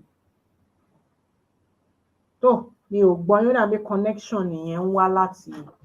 Before you actually go on, Nafeesa. A ní caller kan ni mo ń try láti wo nǹkan tó ṣẹlẹ̀.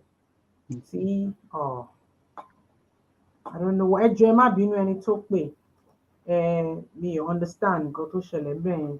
Ẹ jọ̀ọ́ ẹ bá wa pè padà so that wọ́n ṣì wà lórí line. I don't know. I apologize. Ẹ jọ̀ọ́ ẹ bá wa pè padà. I don't know what happened there. I was trying to sort it out. Yes, Sister Rodia. Yeah, when I was trying to explain the symptoms, àwọn ètò ṣe wípé even between you and I, tó yẹ pé they are relatable. They are not like big grammar things. They are so relatable, especially àwọn obìnrin. Lélè tó ṣe pé nígbà tí èèyàn náà bá ń wò náà, yóò pé I felt this way. So that is the beginning of depression. So it's a sign of depression. Okay, I felt that way the other day. I understand, but she's so àwọn obìnrin ló affect you. There is no point trying to sọ pé bye. Ẹ má jẹ́ ká wà one-sided torí bó ṣe wà lóbì ló wà ní gbàǹjà.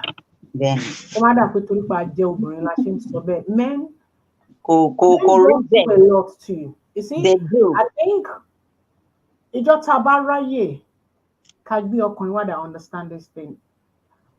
From a woman's point of view, it feels like men don't go through a lot, but they actually do. They do. But I think because of the ego of men, they kind of cover it. A lot of men are so afraid of some things. A lot of men are depressed about something. Wọ́n lè má lè báyàwó wọn sọ̀rọ̀. Wọ́n lè má lè gbé wọn wá tó fẹ́ bá sọ̀rọ̀. That ego of ọkùnrin ni mí, it does affect them. So there are men tó jẹ́ pé kò easy náà fà Ọlọ́run kẹ́ àwọn obìnrin. Kò easy náà fà kí ọkùnrin kó jẹ́ pé gbogbo responsibility obìnrin orí ọkùnrin ni ó wà àkọ́kọ́. Ẹlẹ́ẹ̀kejì family responsibility tí wọ́n náà máa wà ń bẹ̀. Nígbà míì ìyẹn á ṣiṣẹ́ náà wọ́n kàn máa wò pé mo tún ti ń jí lọ láti lọ wá ìjẹ̀mú fún àwọn ẹbí mi. So men actually don't go through a lot. But many a times the kind they pretend to be okay when they are not. They pretend to be happy when they are not. The ego of men will imagine can't come down to the level of their women. And that is causing a lot of damages to them. It does do a lot of damage. A lot. My dear, I actually don't know. I can't sleep. What's wrong? Sometimes when men do that to a woman, maybe they feel I want belittling, and some women actually take advantage of that as well. You know, there's a lot of things that actually come into this. But so men do go through a lot as well, but we don't know. So come out that way when we say, and I know that's why I'm saying it. That what actually the king was sorry padalosi be trauma. Sharing got to jẹ́ káwọn ọkùnrin wa kí n sáré mẹ́nubà tó jẹ́ kí wọ́n get to that stage only childhood trauma. Why? Possibly. It is, I'm telling you, Stan Officer. Nto de fani pe láti kékeré. There is what we call gender-based. Every àwọn parents wa wọ́n ṣe nǹkan like gender-based thing ni. Láti kékeré wọ́n ti jẹ́ káwọn ọkùnrin mọ̀ pé you are supposed to be strong. They will be like, what? You're a man, you're not supposed to. Whereas they have forgotten that there is a grace in vulnerability. When you show your vulnerability, that doesn't make you weak. I understand. You're supposed to be strong. You're supposed to just, all of the things, all of your thoughts, even negative, positive, just hold everything to yourself. You're supposed to be the man and shoulder everything, the pain, the anger, just shoulder it. Ohun tó ṣe máa ń fà ní pé àwọn ọkùnrin wa tẹ́ bá rí wọn tí nǹkan kan bá ṣe wọn ó máa ń dàbí pé ó máa ń fẹ́ débi ẹ̀mí toró ti pọ̀ jù ó ti wà concentrated that thought ti wà so máa ẹlòmíì nínú ẹgbẹ́ kún jẹ́ high blood pressure yìí ló ṣe àdì wípé torí ó ti kọjá so nǹkan tí trauma tó máa ń ṣe òun náà nìyẹn but ibi tó wá yẹ káwa sí wá wò ni wípé we can continue vicious circle, especially taba mo ipe kì í ṣe circle tó ṣe wípé ó serve wa ní or bóyá tó really represent our positive core values. We can't say torí pé bí wọ́n ṣe ṣe yẹn náà bá ṣe máa there's a lot of information out there now, Nafeesa, to be honest with you.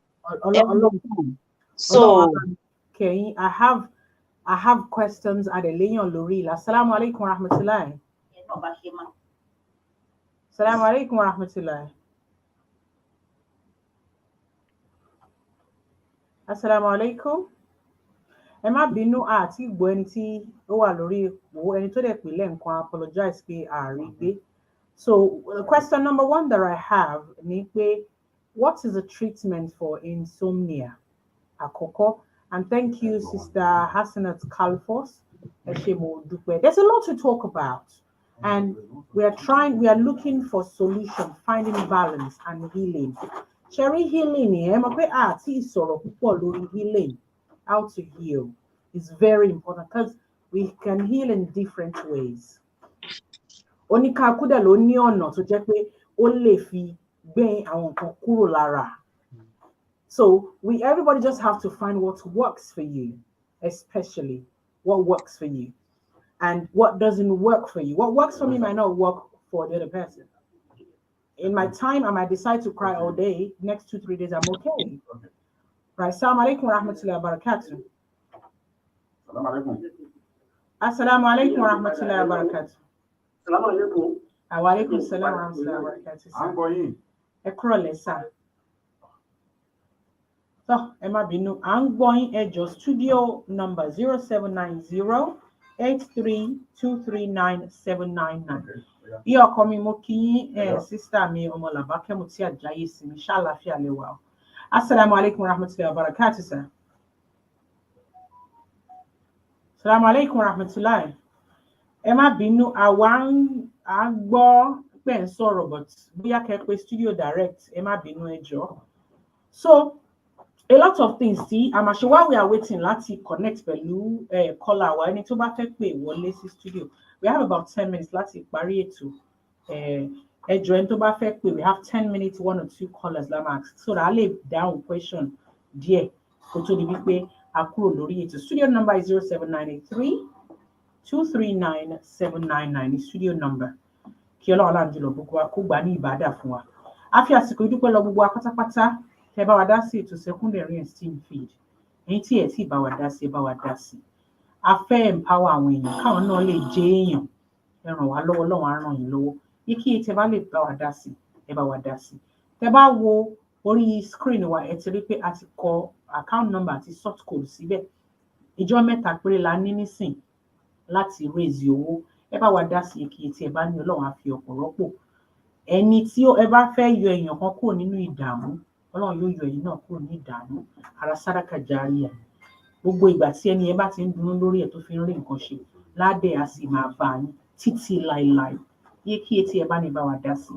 Barclays Bank ni à ń lò account source code wa 208956 account number 436-16096 account source code 208956 account number 436-16096 payment reference esteem feed orúkọ wa ní finance of esteem ẹ jọ̀ọ́ reference payment yẹn as esteem feed community account ni a máa ń rí àwọn donation mi tó máa ń wọlé so ká lè lówó yín fún nǹkan tí ẹ bá fẹ́ ká fi ṣe.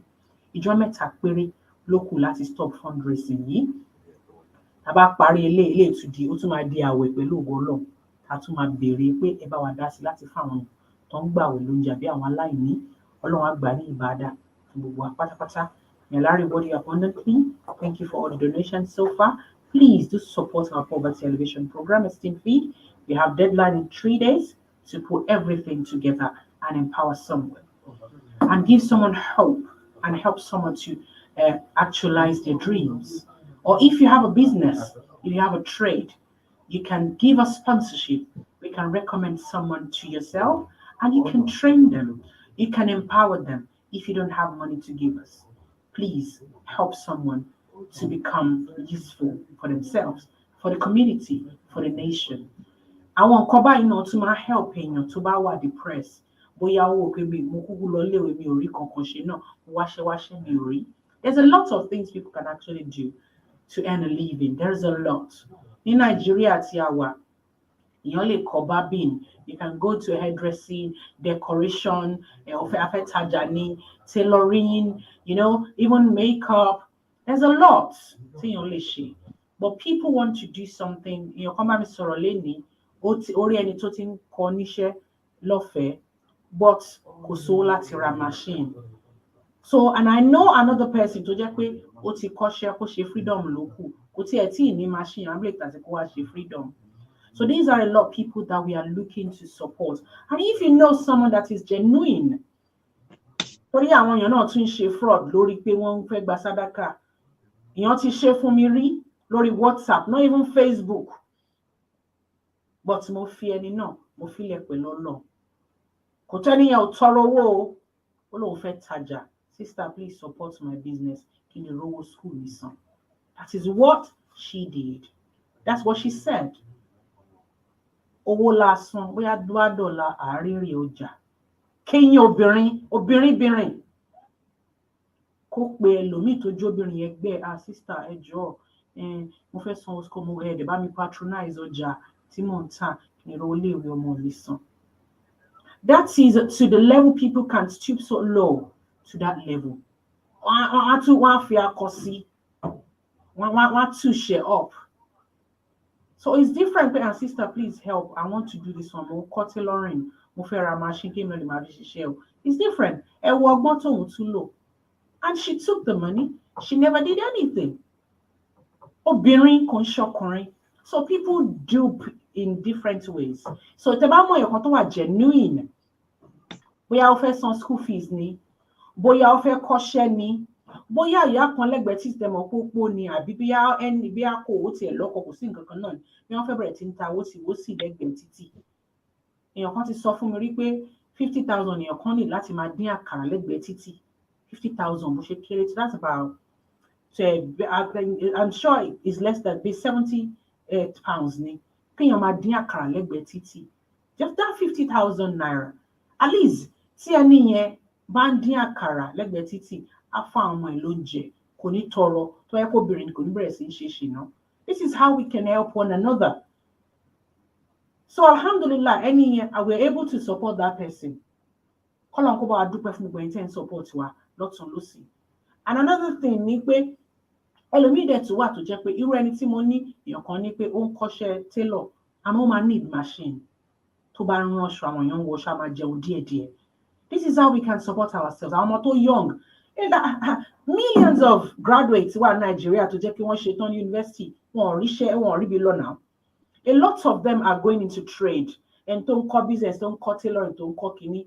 And when they do this thing, ẹlòmíì wà tó jẹ́ pé ó ní ìdówó láti start business kékeré tó mọ̀ ṣe. So they need someone to support them tó bá jẹ́ ọmọ apáta dìde. Àyìmọye ọmọ tí ò ní ìyá tí ò ní bàbá tó jẹ́ kí wọ́n dẹ̀ try láti dìde fúnra wọn. So these are the people we are looking to target. If you know anyone, bóyá àgbàlagbà ni ọmọdé ni, that needs the support, please let us know. Our number is the same, 077-690-51172. The number is on WhatsApp. You can text. It's free. You can call, text. But please, for the sake of Allah only, let it be genuine. Kó genuine, kí oore tá a bá ṣe yẹn níwọ̀nba kó lè bá yín kalẹ̀ ní kẹ́ ẹ má parọ́. Torí àìní owó, poverty ò ní kéèyàn máa parọ́. There are two different things. Tó bá béèrè owó lọ́wọ́ èèyàn, ó ní láti parọ́. Tọ́lọ́ máa fẹ́ ní kẹ́ni yẹn ṣàánú ẹ̀, á ṣàánú ẹ̀. Kí ọ̀dẹ̀ máa wá problem to kún problem. Ẹni tó parọ́ pé kán bá òun rajà lọ́wọ́ kàn fi san ọmọ school tòun nísìn. Ó compound problem ẹ̀ ni without her knowing. It happened to me ni the lady water ṣe Nigeria ló wà, kò sí nǹkan tí ò sọ tán. So obìnrin tó obìnrin nìyẹn o. What has the world gone into? But if you know anyone that needs help and support, we can empower them. If we empower one person, if we empower 5 or 10 people, a ṣe díẹ̀ nù ẹ̀. And in ìjọ́kíjọ́ tí gbogbo ìgbà tí ẹni yẹn bá wá ń fi nǹkan yẹn ṣoríire tínú ẹ̀ ń dùn, sádàkà járíà orí láéláé ni fún yín.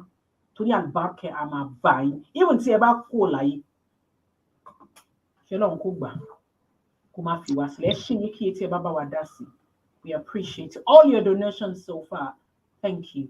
By the time we share the videos fún oúnjẹ tí a ṣe, a pín oúnjẹ, a pín ata, a pín òróró, a tún pín ẹdìyẹ life. We'll share everything. A kàn fẹ́ conclude wọn tá à ń ṣe ni. Ṣé mọ iye tí wọ́n ń ta ẹran ní ìlú Nàìjíríà bẹ́ẹ̀ ta sí ẹdìyẹ?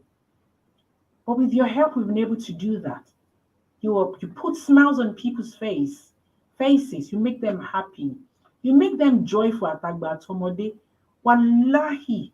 Gbogbo ìgbà tí ẹ náà bá rí àánú lè máa rí àánú. Tẹ́ bá wà àánú lè máa rí.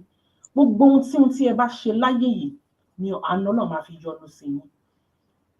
Wọlá kún fàyà. Nítorí pé ẹ̀yin fi ẹ̀rín sí ọmọlàkejì lẹ́nu ni. Your zakat can go towards things like that. Zakat or sadaqah can go towards things like that. Please support us. People gave us £5. I want to fund £3. Wow. £3 converted to naira is over 2,000 pounds. Over 2,000 naira. What's your toothpaste? What's your naira? It's something. What's your milk last one naira? What's your ata 2,000? Asebe. It's something. And God will bless you for that. They are little. Let us try to show kindness and love to those people that are in need. Now we are not distributing food only, see, on request. We are looking to empower people. And God Almighty will reward every little donation you do. More personally, we have a lot of places that is your donation. But if you can afford, extend a little bit more to Esteem Feed, and Allah will reward you abundantly. I have passion for what I do. I've been there once. I've been hungry once. So I know what it means not to be hopeful. I know what it means to be hungry. I know what it means not to have shelter. I know what it means. Kéèyàn jáde nílé láàárọ̀, kó dẹ̀ má ní nǹkan tó fẹ́ jẹ lálẹ́, or kó tiẹ̀ má níbi tí ó lè rò pé kóun tiẹ̀ sáré lọ kóun rí dùn. Help someone in need. Your £5 will make someone joyful. Your £10 or £20, your £2, we do the same. We ask Almighty God to reward you abundantly. Please donate however little or much you can. We've only got 3 days, and we will stop the donation. And you know we have a target. When we hit the target or the deadline, whatever Tabanino is what we'll distribute.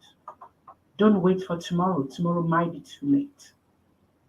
Do it now. Do it now, and God will reward you abundantly. Jazakumullahu khairan jazeelan. Amen.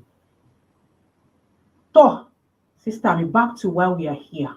Torí ẹlòmíì lówó ní bank, ẹlòmíì ló ń jẹ ńlé kò lè jẹ because inú ẹ̀ ò dúró tí wà depressed ó ti ròpin. Ẹlòmíì lówó, ẹ tún máa rí pé ó sùn. The rich also cry. Then you were thinking, tálíkà máa wò pé gbogbo nǹkan tó mo fẹ́ láyè kí n kàn lówó ní. A máa wò pé àwọn wà nù nira torí kò sówó. Meanwhile, àwọn tí wọ́n fi lé tán ní lots of money nílé tán ní gbogbo ẹ̀, they cry. Wọ́n tó kọjú sí Táyé, wọ́n ló kọ ẹ̀yìn ló kọ sí Kẹ́hìndé. We all have our ups and downs. We all have our problems. Recognizing it is very important, which is the root. Recognizing it, finding the root cause, and healing. Healing lati right. It's all about kadara. And the next time in Tabaraji, we can talk about how to heal. We've talked about recognizing it. And please do what can build you. Move closer to what can build you, not what can break you. You know what raises your heartbeat. You know what pumps your heart. Go away from it. Help yourself. Be kind to yourself. Love yourself. You first. You have to have money for your mom, money for your mommy. You're not being truthful to yourself because you have to be happy. Then you'll be surprised how you can channel the happiness, how you can direct your kids towards achieving goals. But when deep inside you, you're sad, it won't go and you just be there. Your thinking will be different. You can't even encourage that little boy, that little girl to be themselves. You cannot encourage the little boy, the little girl to actually get up and tell them, you know what, is not the end of the world. This is a challenge. We can face it together. Together, we can do it. Together, we can move forward. Together, we can achieve success. That is the spirit of anyone that is happy. And that is in your control. It's not in the control of your husband. It's not in the control of your wife. It's not in control of anyone except you. You are responsible for your own happiness. You are responsible for your own happiness. At least it's the least you can do to yourself. Love your heart first, because you are important. My darling sister. Nafeesa, tẹ́ bá sọ àwọn ìbò yẹn báyìí, máa ń wò ó. God. Oh, come on. I still feel You're lucky to stay first. I'm a lot, you know. I'm here to, you know. So our question is, what is a treatment for I'm gonna keep stumbling on that word. What is the solution? Nafeesa, to be honest with you, if that person has been online with us from the start, you see, before you can begin to talk about solution to problem, get to the root cause. Why are you being sleep deprived to start with? that is where the solution is going to come from. Mashallah. It is easy for you to find the solution once you are able to dig deeper into the root cause. It's like word and opposite. Mi ò rọrùn sùn, kí ló dé, kí ló fà? Sincerely, bí mo ṣe wà yìí, tí n bá rọrùn sùn, tí mo ń suffer anything, màá wò pé òkè kí ló ṣe relationship issue ni, ṣé ọ̀rọ̀ ọmọ gan ló gba ẹ̀mí mi ni, ṣé ó ní traumatic event kan in the past ni tó fà á ni, kí ló ṣẹlẹ̀? You dig deeper into the root cause, so why you are not sleeping. And to cap it, came padà síbi neurotransmitters. Let me take it from the point of holistic nutrition now. For example, there are some essential minerals. Téèyàn bá lack, ó máa disrupt. There's something we call circadian rhythm. Circadian rhythm bí aago ni, Nafeesa, bí aago bí pé tá bá ti dé 12 o'clock. Bí tá bá ti dé 12 o'clock òru kó kí àárọ̀ kí yẹn kó gbaṣẹ́ lọ́wọ́ 12 o'clock kí yẹn náà tún mú dé àárọ̀. Hormones méjì ló máa ń ṣiṣẹ́ with the circadian rhythm. We have melatonin, which is the one. Ẹ rí bí pé tí ilẹ̀ bá ti ń ṣú, your melatonin will be secreted with the presence of darkness. Tí ilẹ̀ bá ti ń ṣú, your cell receptors á bẹ̀rẹ̀ sí ní gba signal pé what time tí ń go to a day tí ń go to an end. Then your melatonin will be secreted immediately into your blood. Òun lẹ ṣe máa rí pé ńgbà míì èèyàn bẹ̀rẹ̀ sí ní yá, ẹ ti máa ráwọn sign pé oorun ti ń kun ẹni yìí. Jẹ́ ó ti yé yín. So téèyàn bá dé sùn náà tọ́lọ́run kádàrá, kéèyàn jí, system á gba signal pé ilẹ̀ ti ń mọ́ o. Melatonin á go back to its normal level. Serotonin ìyẹn á gbaṣẹ́ lọ́wọ́ ẹ̀. Ìyẹn ni we call it mood hormone. Ìyẹn ló máa brighten the mood. That is why it is important, Nafeesa, it is important that we make sure that we have that first sunlight. Ká gbà sára. Bá àti ẹ̀bọ́ síta ká ká window wa, kí reflection yẹn kó wọlé. The more of that reflection, the more serotonin you are going to have flowing into your blood. And the brighter your day is going to become. So kí irú ẹni bẹ́ẹ̀ tó bá ń suffer insomnia, kẹ́ni yẹn kọ́kọ́ dig deeper. Kí ló ń fi mí sí situation? Kí ló ṣẹlẹ̀ gangan? Until we do that, you just go to the pharmacy. Even apart from pharmacy, you go to the hospital and then the doctor, especially the traditional doctors, they are trained to prescribe medication. You can't, all of these issues we're talking about, you don't expect traditional doctors to give nutritional information. They will give you wrong information because they are not trained in that line. Traditional doctors cannot tell you, okay, suffer insomnia, they are high in magnesium. Magnesium is the essential mineral so we're in charge of our cognitive function. Diet high in magnesium, it is going to regulate your cognitive function.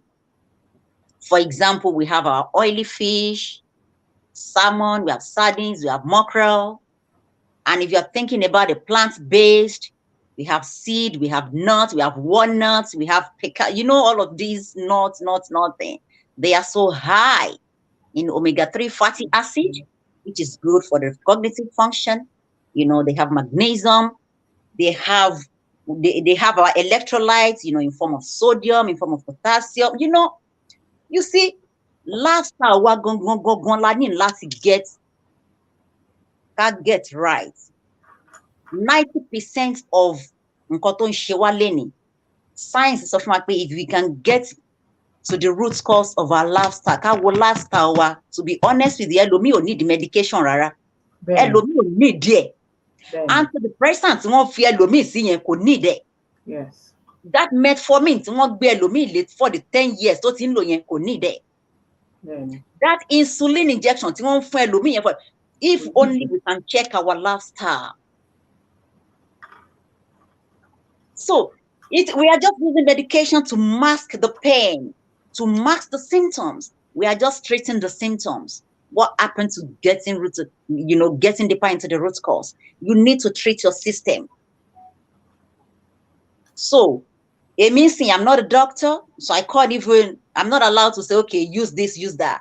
But from holistic point of view, so even when we have patients, when we have clients, this is where we start from. What is offering 5 stages in holistic nutrition or holistic medicine. Number 1 thing, what about your mental state? What about your psychological state? What about your physical? Are you physically, able? Are you strong enough? Then also ní méjì kan tí mo ti gbàgbé, 5 ni. Before kan tiẹ̀ tó wá lè wẹ̀ pátápátá kan wá wò pé onídògùn yẹn lóòótọ́. Kan tó kí holistic doctor tó lè sọ pé prescribe paracetamol fún èèyàn, á jẹ́ wípé wọ́n ti wò ó pé kò sọ́nà kankan àbáyọ mọ́. But I'm telling you, that insomnia can be cured. That insomnia can be managed if you can dig deeper into the root cause. What is putting you in that situation? If you cannot get yourself out of that situation, learn to manage it. Is it true that using devices with screens before bed can cause loss of sleep? Like, is it using what? Using devices with screens. Okay, devices. So originally we have television, but the most common one is our phones. Our phone, yeah, it is true, 100% true. There is something we call the ultraviolet rays, especially they come with the blue light. Here gbogbo àwọn phones, laptop, the gadgets, the TVs, you can see pé iná tó wá láti inú àwọn kò ó yàtọ̀ sí fluorescent light. This is some sort of a blue light. Yes. So ultraviolet rays with the blue light, radiation to provide and it is carcinogenic in nature. That is how dangerous it is. And that is why it is advisable a couple of hours before you go to sleep, put everything away, the gadgets, so that ultraviolet rays and radiation only depletes a lot of nutrients, because while sleeping, like I told you, Nafeesa, healing is going on. Your liver is doing detoxification, your kidney is doing filtration of your blood. They are trying to reset your system. Waking your Fiji. So anything about to disrupt the function of vital organs here. So it is true. Especially 2 hours before you go to bed. Put all of the gadgets away, especially the gadgets over the blue light. You have to make sure the darker it is, the more melatonin you are going to have in your blood, the deeper you sleep. Somebody in reflection on anything. Toroma disrupt melatonin. Melatonin is like natural Villion 5. So it is true. And another thing, also they disrupt before you go to bed, 2 hours before you go to bed, make sure you are not eating anything. Maybe you can just drink water, because disrupt organs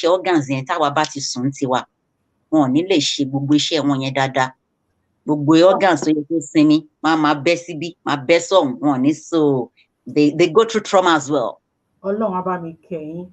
Let's talk about healing quickly. You've talked about sleeping as a way to heal.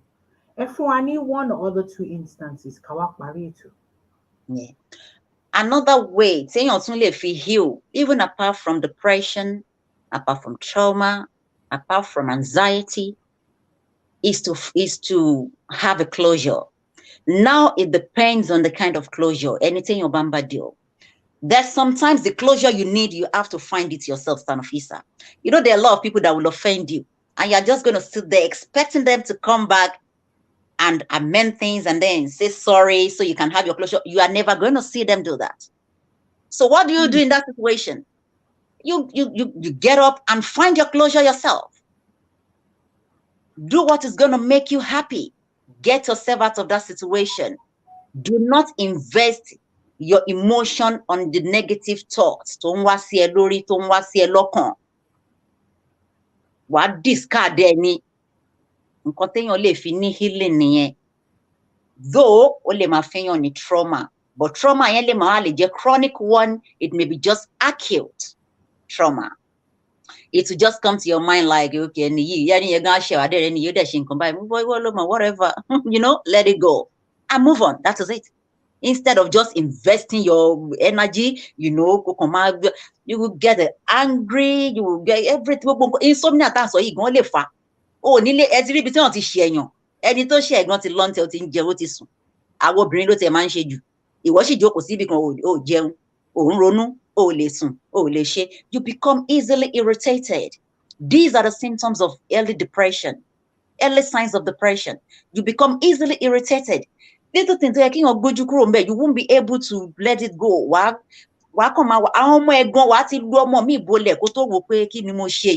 It is not your fault.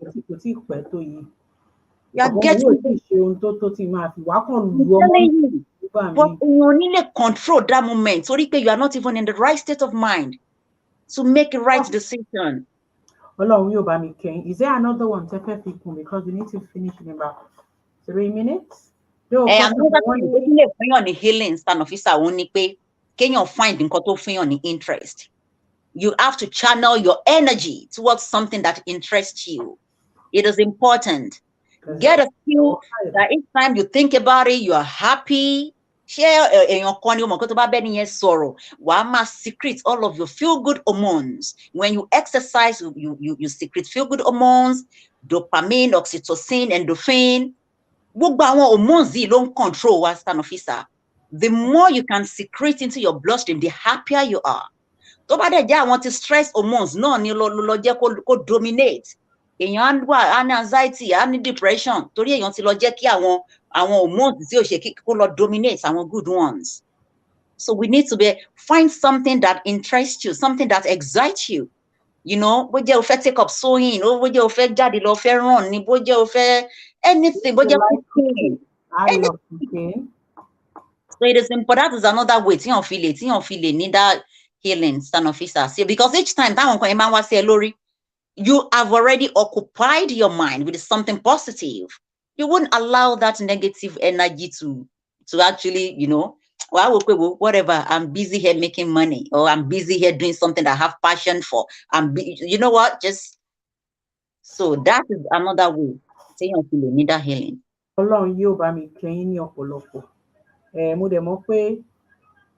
One of the one that work a lot is because sometimes you find it hard to find the balance. Then you can do zikri, constant zikri. Call onto your God and you just forget about it. Life is simple. It can be difficult. But Ọlọ́run fún wa ní grace yẹn láti handle it. And I'm sorry, couple of seconds. Sorry, mention sorry, I've tried everything. No, no. There is something we call threshold at the end of the day. Because so we are all wired differently. Threshold, they've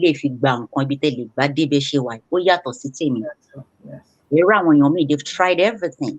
At the end of the day, they just give up. Like, you know what, I can't. That is their own threshold. The point reach that final threshold, get into the root cause.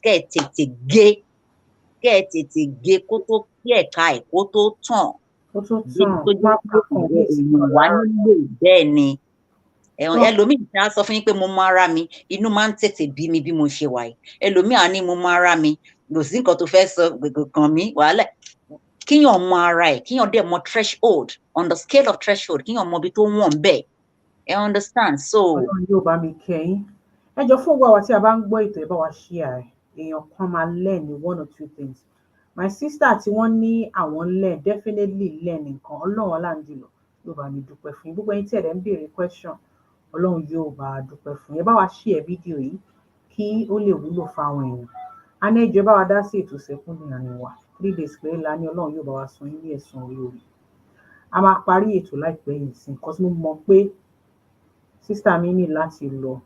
Mo really appreciate time tí ẹ fún wa ní ìrọ̀lẹ́ kí mi gan náà tí ẹ lè lọ lé. Kọ́lọ́run kó gbà wọ̀nba tá a ti ṣe lórí ètò lẹ́yìn. Àmín ya Rabbal Alamin. Ẹ fún wa ní summary in 2 minutes. Key point, 2 minutes. Okay. Watch that do for adequate. Okay. Come in and show you about it. Share Elibawa, Shini, you babu. But mo lè má mọ àwọn ọ̀rọ̀ míì pronounce irú ní bá sọ pé okay, depression is the deep or intense feeling of sadness. Báwo ni mo ṣe máa sọ ìyẹn ní yóò? Okay, nǹkan tí sísá wa ń sọ látàrọ ni pé wọ́n ní ká sọ̀rọ̀ nípa depression. Depression òun ni mental health situation tó máa ń wà too overwhelming for individual débi pé á control bí èèyàn ṣe ń ronú. Kí ló ń jẹ́ overwhelming? Overwhelming á ti pọ̀ jù àbí ẹ má bínú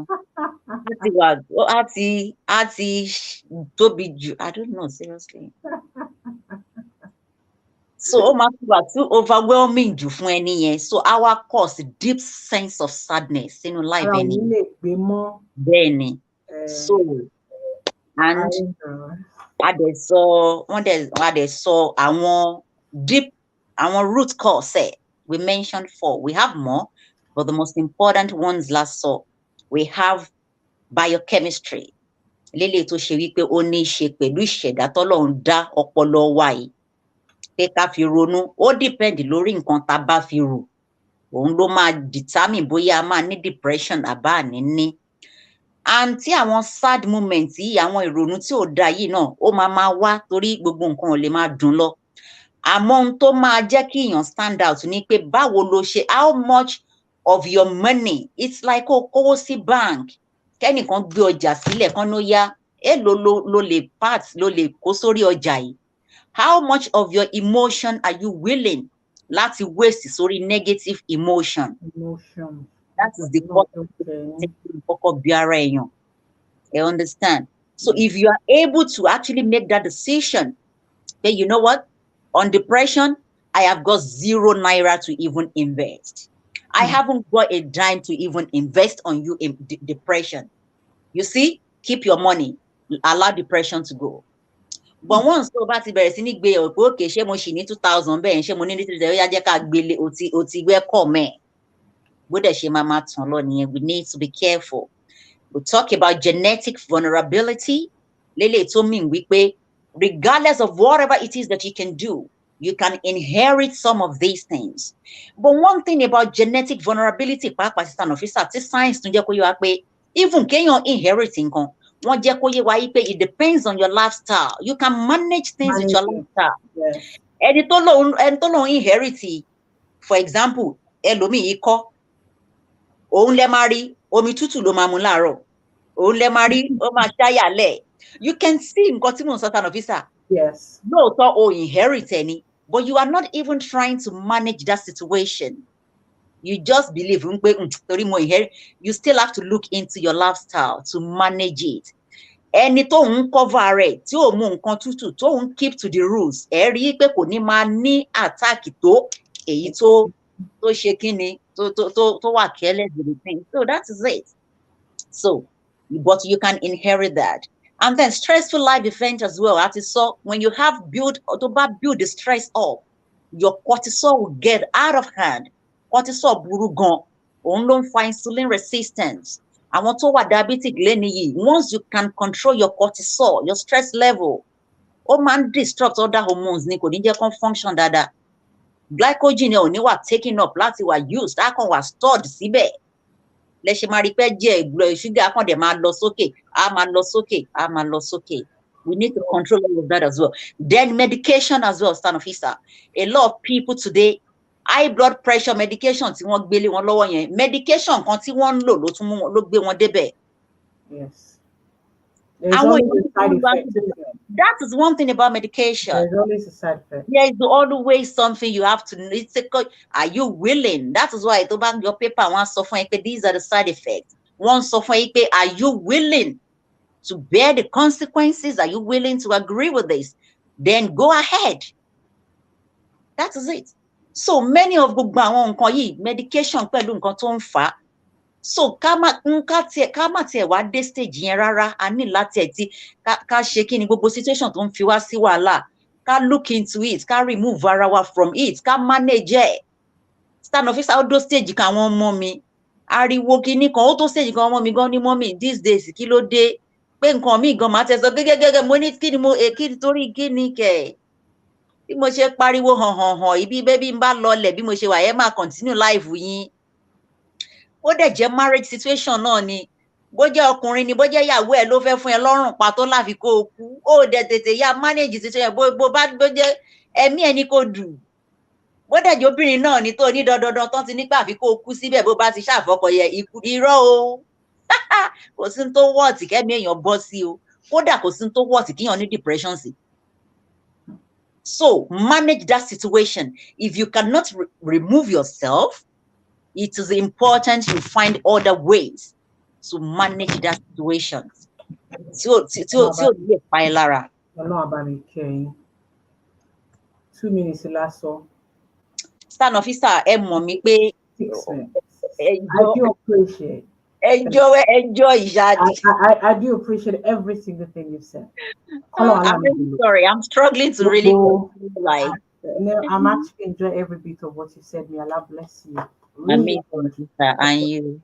Yes, and thank you so much for having me. Thank you so much for believing in me. Thank you so much for, like, you found me worthy. Like, okay, on your show, Rodiat, she's worthy to be there. It is something. Not many people look at you. So we are doing Self-Esteem together, so we have to tap into every brains and iṣẹ́ luni Ọlọ́run kó gbà ní ìbádà fún gbogbo àpótí àwọn stars wa stars Ibrahim Awayiwashire dua for depression wọ́n ti fi sínú post àdúrà wà fún depression and it actually works.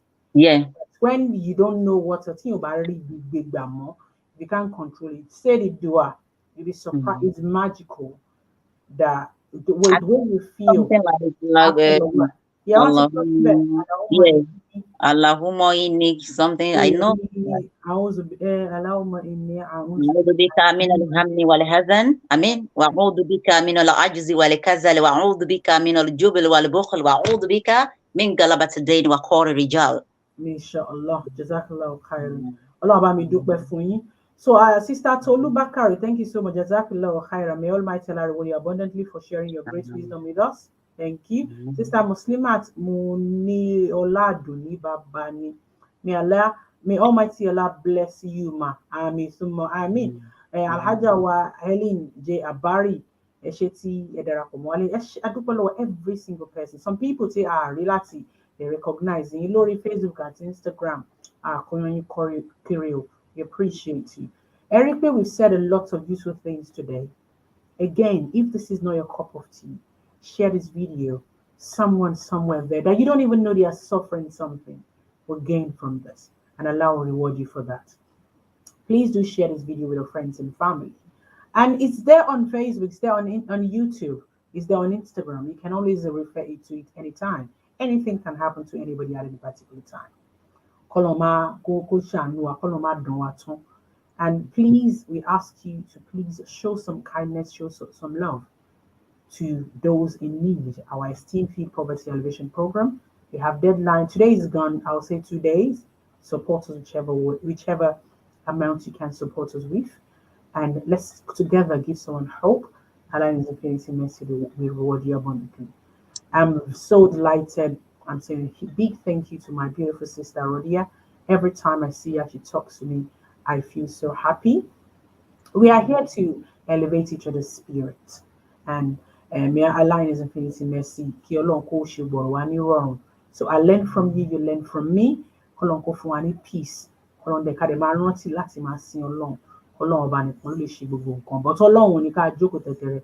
some little things we can do to help and support ourselves.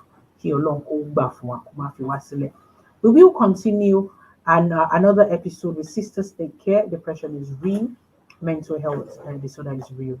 There are 2 important things I really want us to discuss.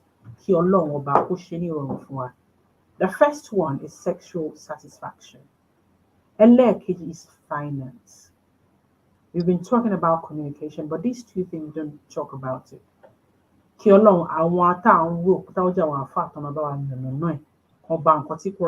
what you can do, what you cannot do.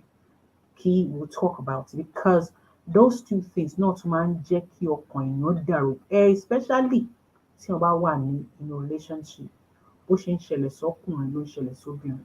But ó ní nǹkan kan benefit kan when it comes to sexual when it comes to sexual satisfaction, ó ní benefit kan tọ́lọ́run fàyè gba àwọn ọkùnrin tó jẹ́ pé ọ̀tọ̀ ni bó ṣe rí pẹ̀lú obìnrin.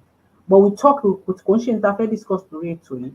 So we will, it's a part of our episode, inshallah, and finance as well. Kọ́lọ́run là ń jùlọ kó ṣọ́ wa kó gbà ní ìbàdàn. We have 3 more episodes lórí sisters take care yìí before we can move on to the other one. Kọ́lọ́run kó ṣọ́ wa jù. Ramadan ń bọ̀ ó ń kanlẹ̀kùn. About 2 months now, inshallah. About 2 months na máa mú àwẹ̀. Kọ́lọ́run kó ṣọ́ wa jù gbà yẹn lọ. Allahumma balighna Ramadan.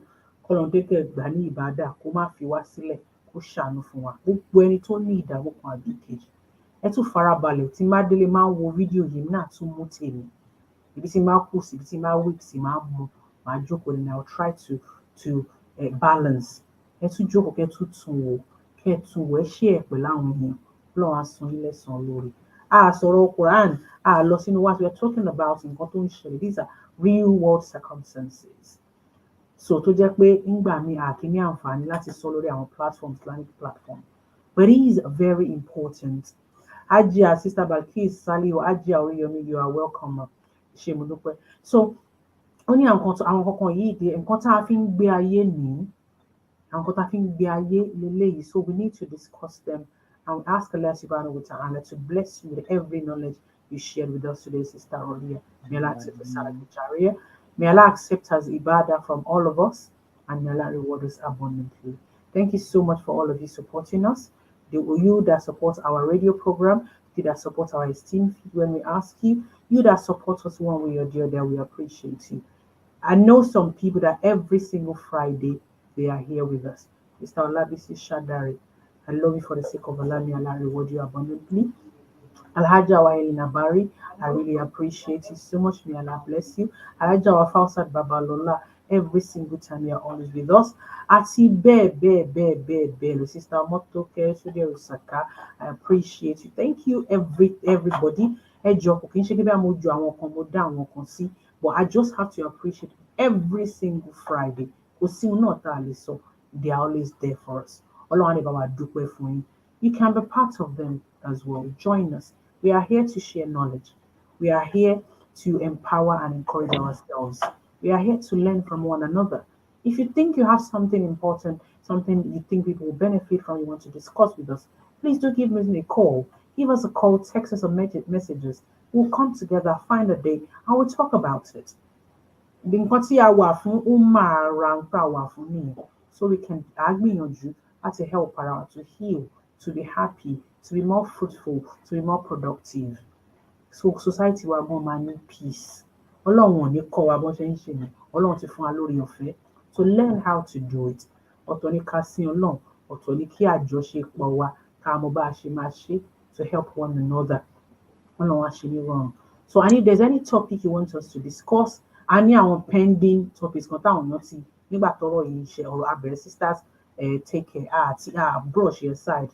We just want to finish the episode, then we'll now look for our topics yẹn. Àmọ́ máa yọ wọ́n ní ẹyọ kọ̀ọ̀kan. Gbogbo ẹ̀yin tí ẹ bá wà lórí program tó jẹ́ pé ẹ̀ ń bá wa ṣe. I was telling my sister today, I ní nǹkan kan tá à ń ṣe.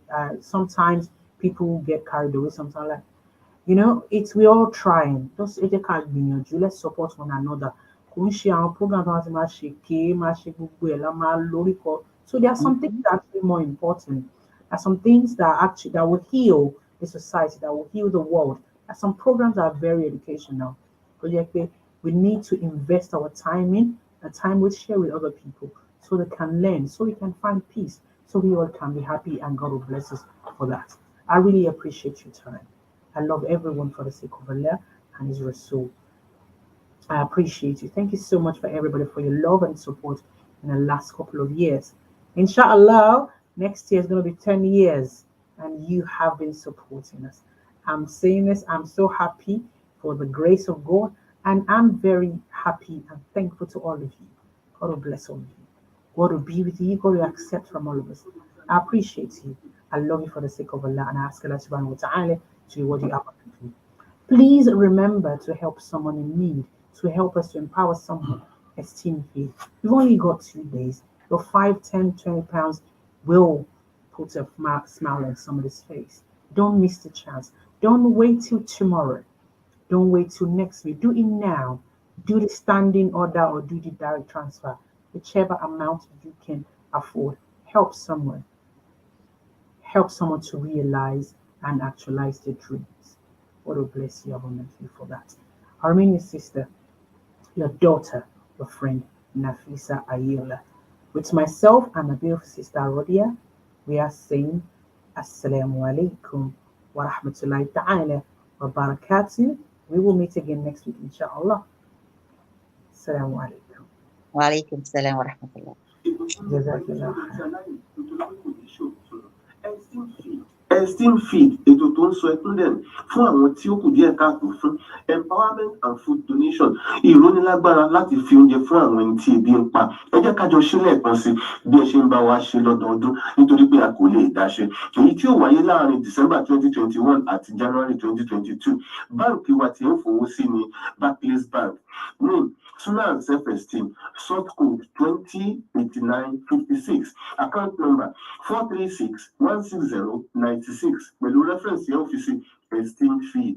Ẹ sì lè pè wá lórí aago 077-690-51172.